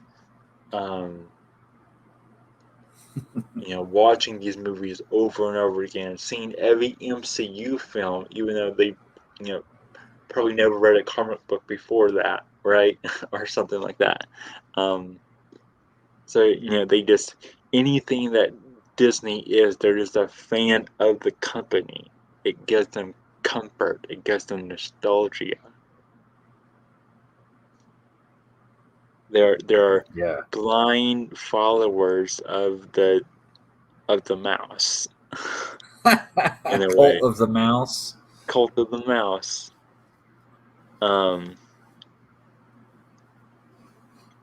Yeah, what else do we have? What other tabs do we have left out right now? We got the special tax designation of Disney, the Mickey and Minnie getting divorced, and then Disney not celebrating Christmas, and then of course the logo. Yeah, okay. Let's do the divorce one really quick. So we don't end on it. So they Talking about announced. going woke, man, this is tragic. Yeah, so Go not ahead. only does a Did this princess. happened on the anniversary, the 100 Yeah, year anniversary?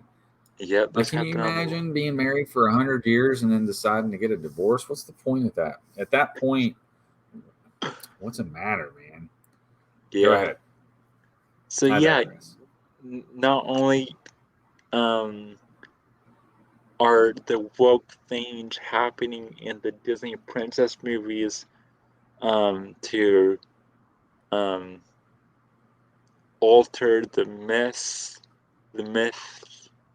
to alter the divine feminine and the divine masculine for kids when they're hearing it. A lot of times these are kids' first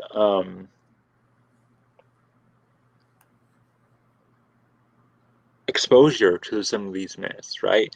Not only is that seeping in with that, but seeping into their branding in a way by making them have Mickey and Minnie have a divorce. Which is relatable. I mean, a lot of parents divorce these days. I'm a child of divorce, Well, I thought the so Magic Kingdom was the happiest place on earth. right.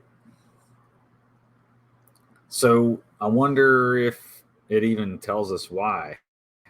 So this article here says Mickey and Minnie Mouse are two of the most popular cartoon characters of all time. In fact, Disney World and Disneyland exist solely because it was all started by a mouse. Quote. However, very few people realize that Mickey and Minnie were actually married. Well, that doesn't matter anymore with the breaking news that Mickey and Minnie Mouse are officially getting divorced. Mickey and Minnie started in Steamboat Willie back in 1928. This was one of the first ever cartoons with sound and was the start of 95 amazing years together as mouse and wife. It it's a little known fact that Minnie and Mickey were married in the private life. There was never an on-screen wedding for the two, but Walt Disney admitted in 1933 that the mice were in fact married. Well, now the two most famous cartoon characters are going through a divorce. Man, how depressing. Those So there 33. they are in their original. Yeah. Yeah. I mean, what's the? Can you imagine the court case and alimony and all that? Man, this has got to be a nightmare. All the royalties and how many, splitting up the Where's kingdom and Yeah, where is that? We have the royal wedding. Where's the royal divorce? yeah. So there's a reaction. Let's see what's going on here. So, as you might imagine, the divorce of Mickey and Minnie Mouse is drawing a lot of attention. In fact, it's one of the most talked about stories in 2023. I would argue that it's not because this is the first time No, I'm it's hearing about not. it. It's not the The most popular announcement, thing. the announcement of Mickey and Minnie's divorce sent shockwaves through the Disney community. I suppose if we were Disney adults, we may Yeah, have known. I'm sure that Social if media, people are crying, Disney adults are probably crying all over the world. right? Social media platforms erupted in a flurry of emotions, from heartbreak to disbelief. Fans who grew up witnessing the iconic couple's adventures struggle with the idea that even in the world of perpetual happiness, relationships can take unexpected turns. Meanwhile, others are critical of Disney for allowing this to happen. While they understand the business case and the new opportunities with Maisie and Donnie, who are those people? They are frustrated.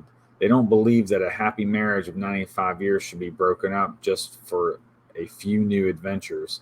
So Mickey and Minnie are having midlife crisis, apparently, at the ripe old age of 95. So they might live for another 100 years, apparently. They feel that this is rather a moral decision, that there's no place for this in the world of Disney. On the other hand, there are some proponents of Mickey and Minnie divorce. They cite that many issues between the couple over the years. They point out how many times Mickey did Minnie wrong and the fact that they should have divorced years ago. In fact, they are disappointed in Disney for promoting such a flawed marriage for so long that it actually has many negative ramifications on society. I, man, I'm sorry. This is so fresh. I don't even know what to say. I'm kind of taken aback by this. Yes, and it's funny that you mentioned that maybe they'll live for another 100 years, because I was looking at the average lifespan of an empire, and it's around 250 years allegedly. Um, so if they're hurting on their 100th year anniversary, who knows what Disney would be like in another 100 years?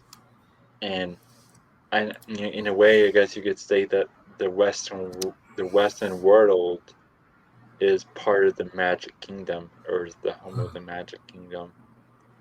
It's the land of the setting sun. Yeah. The sun sets on the Disney Empire. The dog days are over.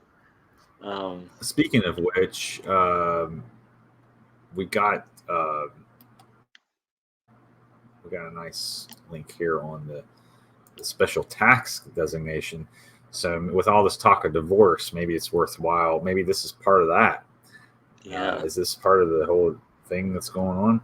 So the article's title here: Examining Florida's Removal of Disney's Special Tax District. So,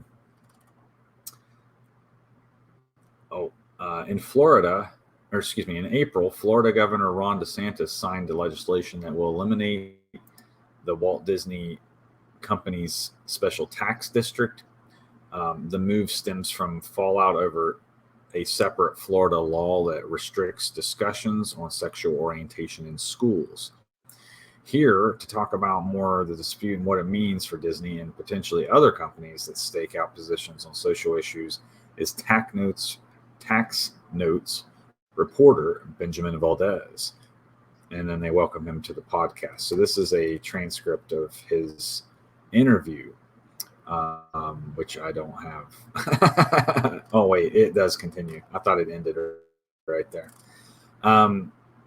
So I don't want to read all of this, obviously. Yeah, we have to read all that. Here's we can leave these links in the description for your benefit.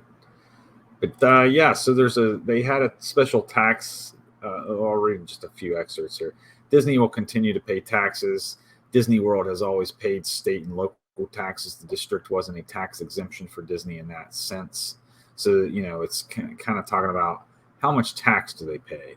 And, Disney has its own fire department, police, utilities. If you think about it, in a lot of ways, they're like a city. I mean, Disneyland and Disney World are quite, in actuality, they're municipalities. So in a lot of ways, it's like Washington, D.C., London, Jerusalem, Vatican City. These are some other examples. Yeah, they're like their own city-state, like their own country almost. Yeah. And so if you really think about it, Mickey and Minnie are like King and Queen Mouse. And their dissolution of their marriage just kind of having some real world fallout, it would seem. It's kind of, Yeah. it's actually And kind of speaking funny, of tax I guess. reason, Disney, Warner Brothers has gotten the heat for it this year, but Disney also has been just destroying some of their newer projects for tax write-offs. For instance, Oh like yeah. the Disney Plus show Willow, which was supposed to be a sequel miniseries to the 80s fantasy classic Willow, I was thinking of the same name. And they put it up Well, there for like maybe. Go ahead. yeah, they put it up there for like a month or so, and they took it down, and they are going to get tax write-off for it, saying that it failed. And that's why things like physical media matters. You know, actually holding something in your hand, actually owning something, actually creating something, actually making something actually matters. Kind of like your Pinocchio clamshell. It's Yeah. more real now, right? Yeah.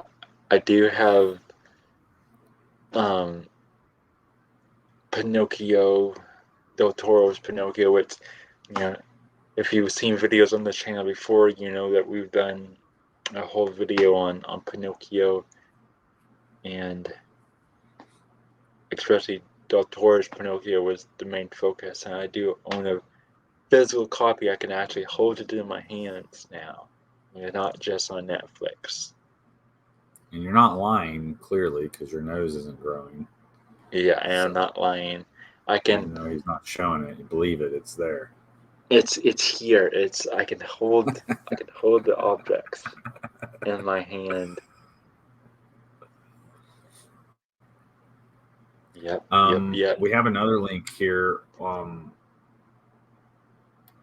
and this just adds to the depressing nature of it all, the dissolution of Disney. Yeah. So here's another article dated again mid-October. So it's like, their 100th year celebration, in my opinion, wasn't much of a celebration as much of as a mourning of what was. So you want to talk about this at all, or shall I just read? Yeah.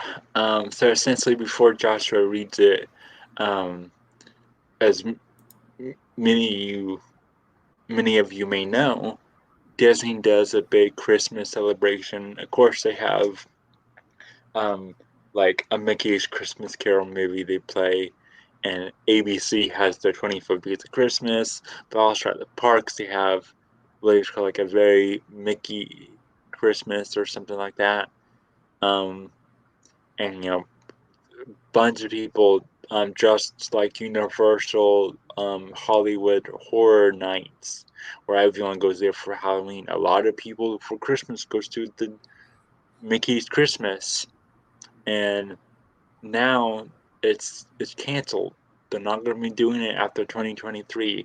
They're going to be still doing celebrations, as Joshua will read here in a second. But it's going to be a general, all-inclusive event, not a Christmas Christian-based celebration. So like happy holidays kind of thing. Yeah. As opposed to a Merry Christmas. Well, let's read a little bit here then. Christmas is often considered one of the most wonderful times of the year. This, of course, is for many reasons. It celebrates the birth of Jesus Christ. It's full of beautiful lights, presents, joy, and more.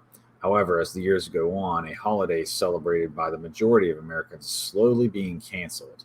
Disney World is the next one on that list, with the announcement that they will not celebrate Christmas in 2024. Remember back in early 2000s when classrooms would celebrate Christmas? The kids would make decorations for the house, learn to wrap gifts, and even watch a Christmas movie the day before break. Companies would also celebrate Christmas with Christmas parties around the office. Over the past few years, these have gone from Christmas celebrations to holiday celebrations. It's a slow erosion of the beloved holiday. Disney is getting on board, as well as no longer celebrating Christmas in their parks. Well, for the record, Christmas is a pagan holiday. It's not even Yeah. Christian. Yeah, we're not But here to push the Christmas Christian thing yeah, or we're not anything. promoting lies. Um, Yes. but a lot of Christians don't know that though. So for a lot of people, this is probably terrible news. But it's not like Disney's doing this because it's not Christian enough. It's that it's too Christian still. So I think that's kind of funny in a way. It's not Yes. woke enough, so we got to do away with it. Yeah. It's too traditional, you know. Oh my, that's scary. So there's a Mickey as Santa, which we were kind of we didn't really make it explicit earlier, but you can find research out there to connect Satan and Mickey Mouse and Baphomet and all that. It's Yeah. kind of We creepy we to see touched him on sitting it. there on the throne. Yeah, we touched on it a bit, but there is more. So if you like what we dropped earlier, do a bit more digging on yourself on that, because there is a rabbit hole or mouse hole, so to speak.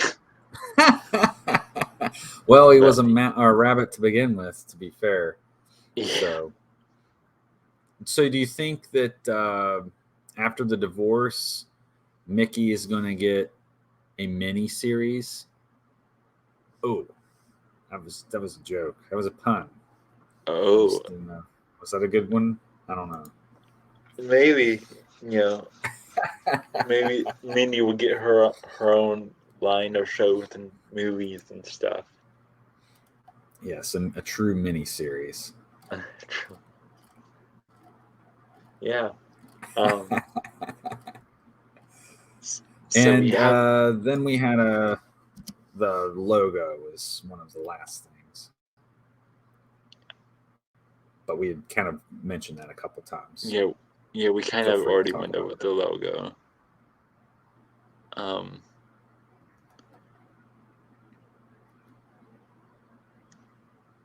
So I guess we don't really have to touch on that now since we touched on it earlier.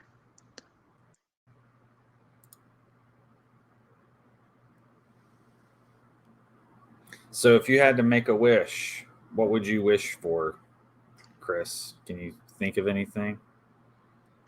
I mean, I can say things, but I don't want to say any wishes out loud, especially on a recording that's going to be on the internet. Well, I'll you don't, share you my don't, wish. you don't. I'm very careful when I catch myself saying I wish. I'll usually stop myself and not finish the incantation, so to speak. But if I had to say it though, I would say I do wish for a cat. I would really want a cat so bad. I just can't have one. So, Would you like a cat in a hat or a puss in boots? well, can he have a hat and boots? I mean, you know, one on both. Or But glasses? Like, green eggs and ham kind of thing going here. yeah. So Um, yeah, this whole mouse thing is a tragic story, wouldn't you say? I mean, that's going to be a lonely castle without Minnie. yeah. Or I guess So, maybe does she get the castle and now he has to move out and live in an apartment somewhere? Or like, how's this going to work? well, you know, Bob Iger just made a statement that he's um, going to be taking control back over the empire, as he's kind of the one that takes credit for the last golden age of Disney products, and he's going to be focusing on more original content with um, no with less focus on messages, is what he said. Well, he's got a long road ahead of him. I mean, he But created the mess they're in now, in my opinion. yeah, so I guess you could say there's rats in the corn, yeah, to borrow an old expression. and also Disney may or may not be interested in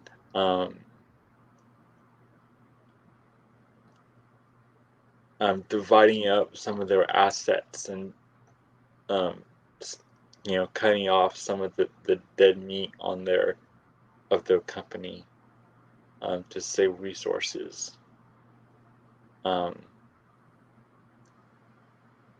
Which is, I mean, that's what a kingdom does. That's what an empire does. So really, this whole thing, since we're here at the end, The bitter end. the bitter end, um, Of the House of Mouse. of the House of Mouse. Yeah. We have Walt Disney, this person who has his hand in a lot of things. He seems to be a very intelligent and well-off person for his time, and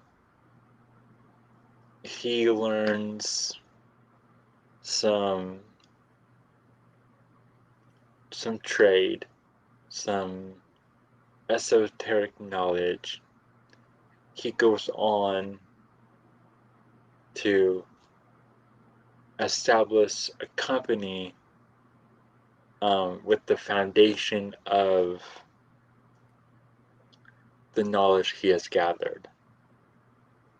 And he creates his own kingdom of sorts, his magic kingdom. A, a, a mason, a magi creates a magic kingdom, or in modern terms, a corporation that focuses in on,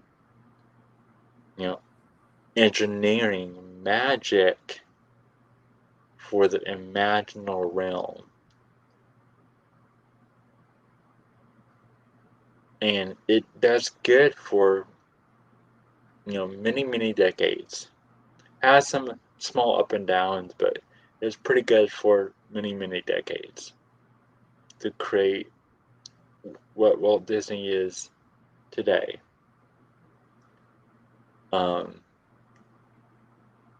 He also, one of the things he has his hand on besides magic is NASA, the stars, astrology, astronomy. So he's pulling all these things, and you see that those tropes in everything that he touches has these core things: magic, the stars, imagination, Castles. Yeah. Fantasy elements. Yeah. And he gets all this credit, all this cred, this power, and then after his passing, his kingdom goes on for a few heirs, but now the his current predecessors don't have the trade, don't have the knowledge, don't have the drive, don't have the magical ability. So it seems like 100 years after its creation that they are celebrating by, who knows, they're trying to renew something, to revamp something. where it says how far gone does the Disney magic have to be? I always think of something that I heard someone say years ago. I forget where exactly. That after the end of times, people in the next civilization that's looking at the ruins, and they see you know Disney parks around the world. Are they going to think that those was actual kingdoms of people that worship the mouse god? Oh my goodness. Yes. How what a tragic thought to contemplate, honestly. To think Yeah, that could become our legacy is just because it happens to exist in the rubble. yeah, The and House of Mouse will live forever in that way. yeah. Um, Also, the But last thing he does have his devotees, after all. There is a basis for that. yep, he does. He does. I wonder if any magical practitioner has tried to use Mickey as a conduit of sorts. That's a strong egregor Yeah. to tap into. People use H.P. Lovecraft's pantheon, you know, who I knows? suppose you're right. You could create an entire pantheon of deities out of Disney characters, pretty much. Yeah. The last thing I'll mention, because I forgot to mention a bit ago, um, those people that talked about the the Disneyfication kind of the world, where you see things in like third world countries that are just commonplace, like Main Street. Going to the market. You might walk to the market and see the locals, and that is like a commons area where you can meet people and get your goods and trade and have this camaraderie. In the Western world, you really have to drive everywhere, and we're having less and less common places. And then, but in Disney World, you have like Main Street, right, where that is like a novelty now, like things that still be commonplace are now in in the first world, so to speak, um, are now this novelty. So it's all this stuff. What is the power of Disney? What is the magic of Disney? How has Disney imagineered the imaginations of generations to this day for the last 100 years, for the next 100 years? How is the Imagineering happening? Uh, there was that guerrilla style um, indie film, Escape from Tomorrowland. Those people brought their own cameras to Disney World and tried to make a horror movie within Disney World about a family that Oh goodness. gets kidnapped and like replaced with the perfect family once they go to Disney World and stuff. Um, so yeah, really, yeah, they even call it the Imagineers and stuff. So really, I think with with 100 years in the rearview mirror and 100 mirrors out in front of us, how is that Imagineering? What is he engineering out of the imagination of each generation of us as human society as a whole? Something to ponder. Is it good or is it bad? Is it somewhere in between? So thanks, Joshua, for joining us, or joining me. Thanks everyone for watching, for joining What do you mean us. us? Do you have a mouse in your pocket? Yes, I have. Oh, I don't have a mouse in my pocket, but I have a snake in my boot. I have a snake in my boot. But yeah. Yeah, it's been a pleasure, man. Thanks for having me on. Can you Yeah, is maybe there any mention? final thoughts on any of this? I don't know if we really went in depth, but like about his head being frozen, and there was the that guy Robert Anton Wilson. Was it his daughter who was also cryogenically frozen? Yeah. And we suspected that maybe the whole frozen Elsa. I don't remember all the names of the characters, but like that one of the Disney princesses was Elsa, right? She was the frozen Yeah. Yeah. princess or whatever. So that was one of the things I didn't know if we really mentioned Yeah, in we so much briefly detail. mentioned that. Yeah, but that's a But good point to bring it back up. That's a very fascinating detail in all of this.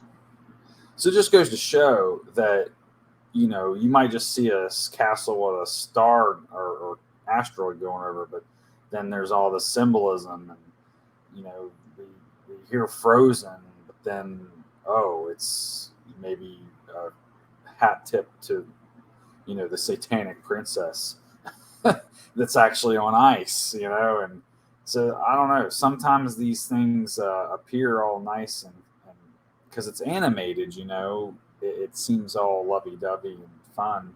Kind of reminds me of the Grimm fairy tales. How when those have been retold and animated, they seem kind of sweet and innocent, but then you go back to the source material and it's like, whoa, this is dark.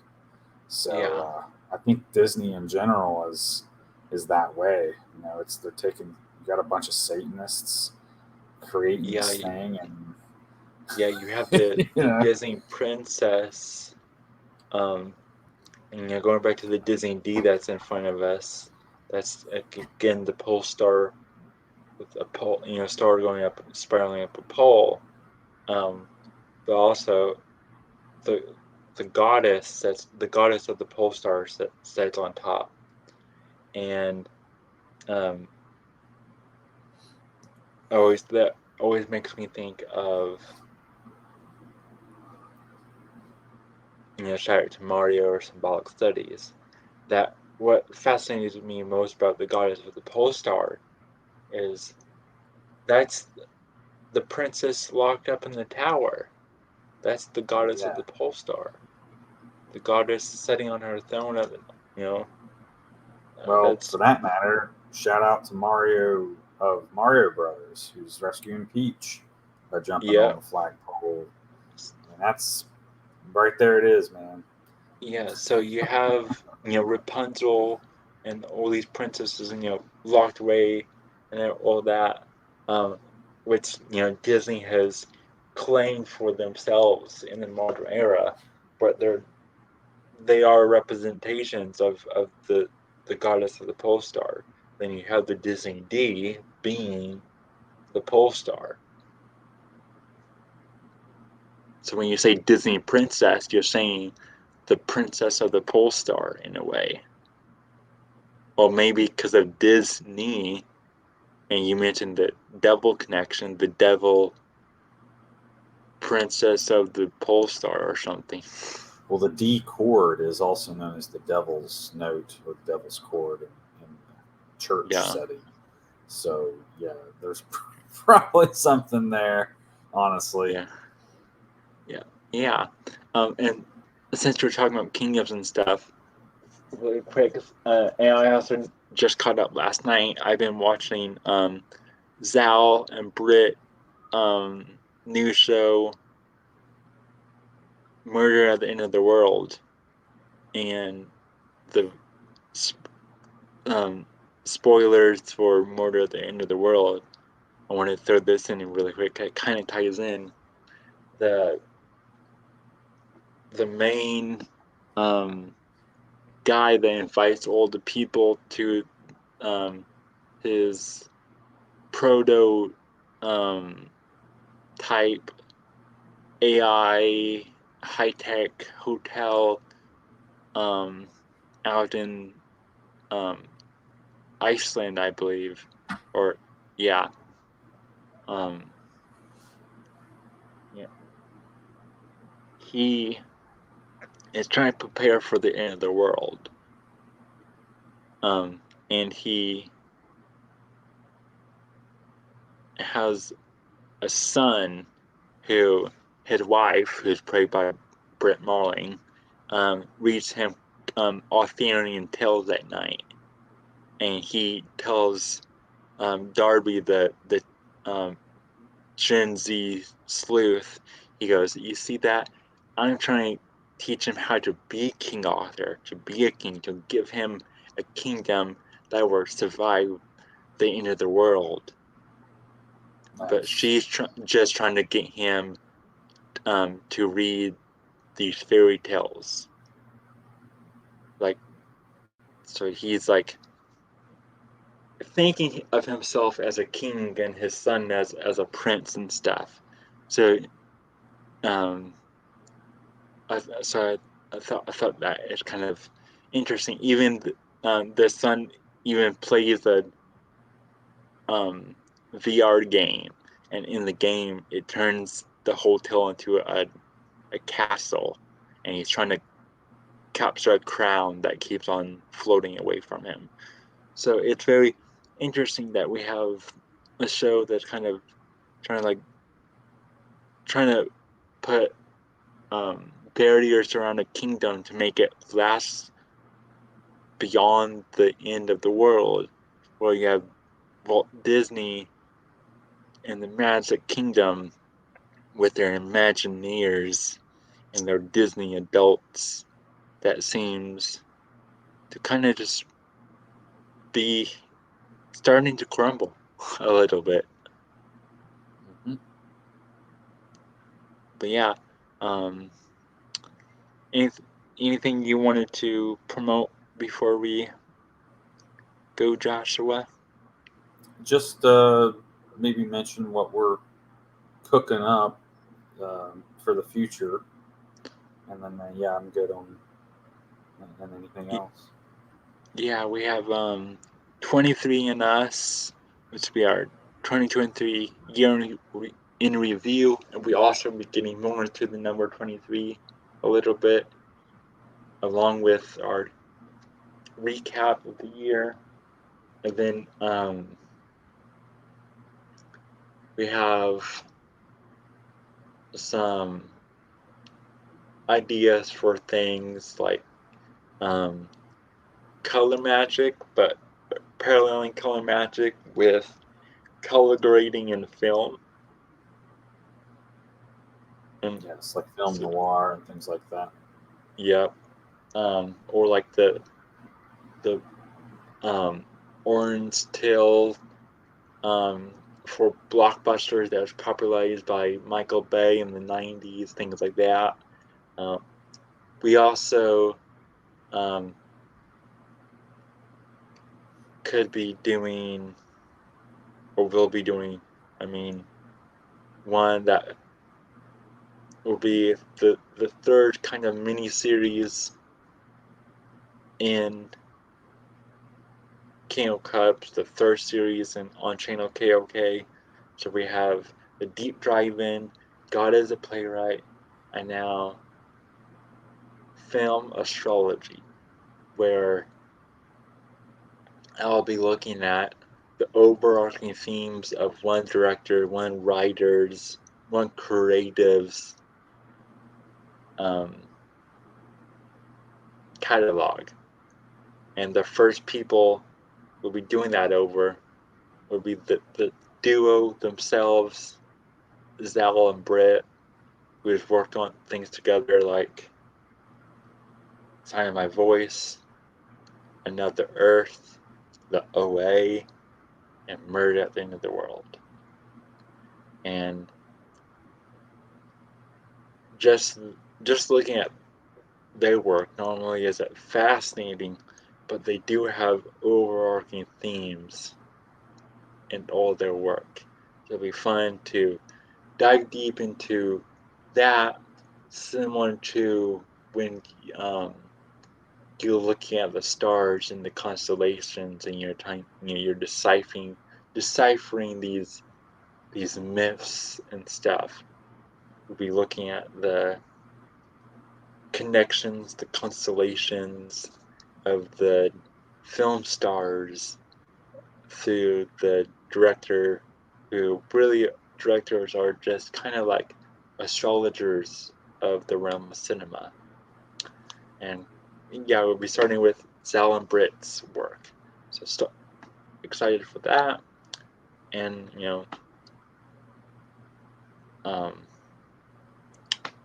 many more things on the list, but those are going to be our next few things that we have lined up here. Thank you so much. Yep, thank you, Joshua. Goodbye, everybody. It's been See you next time.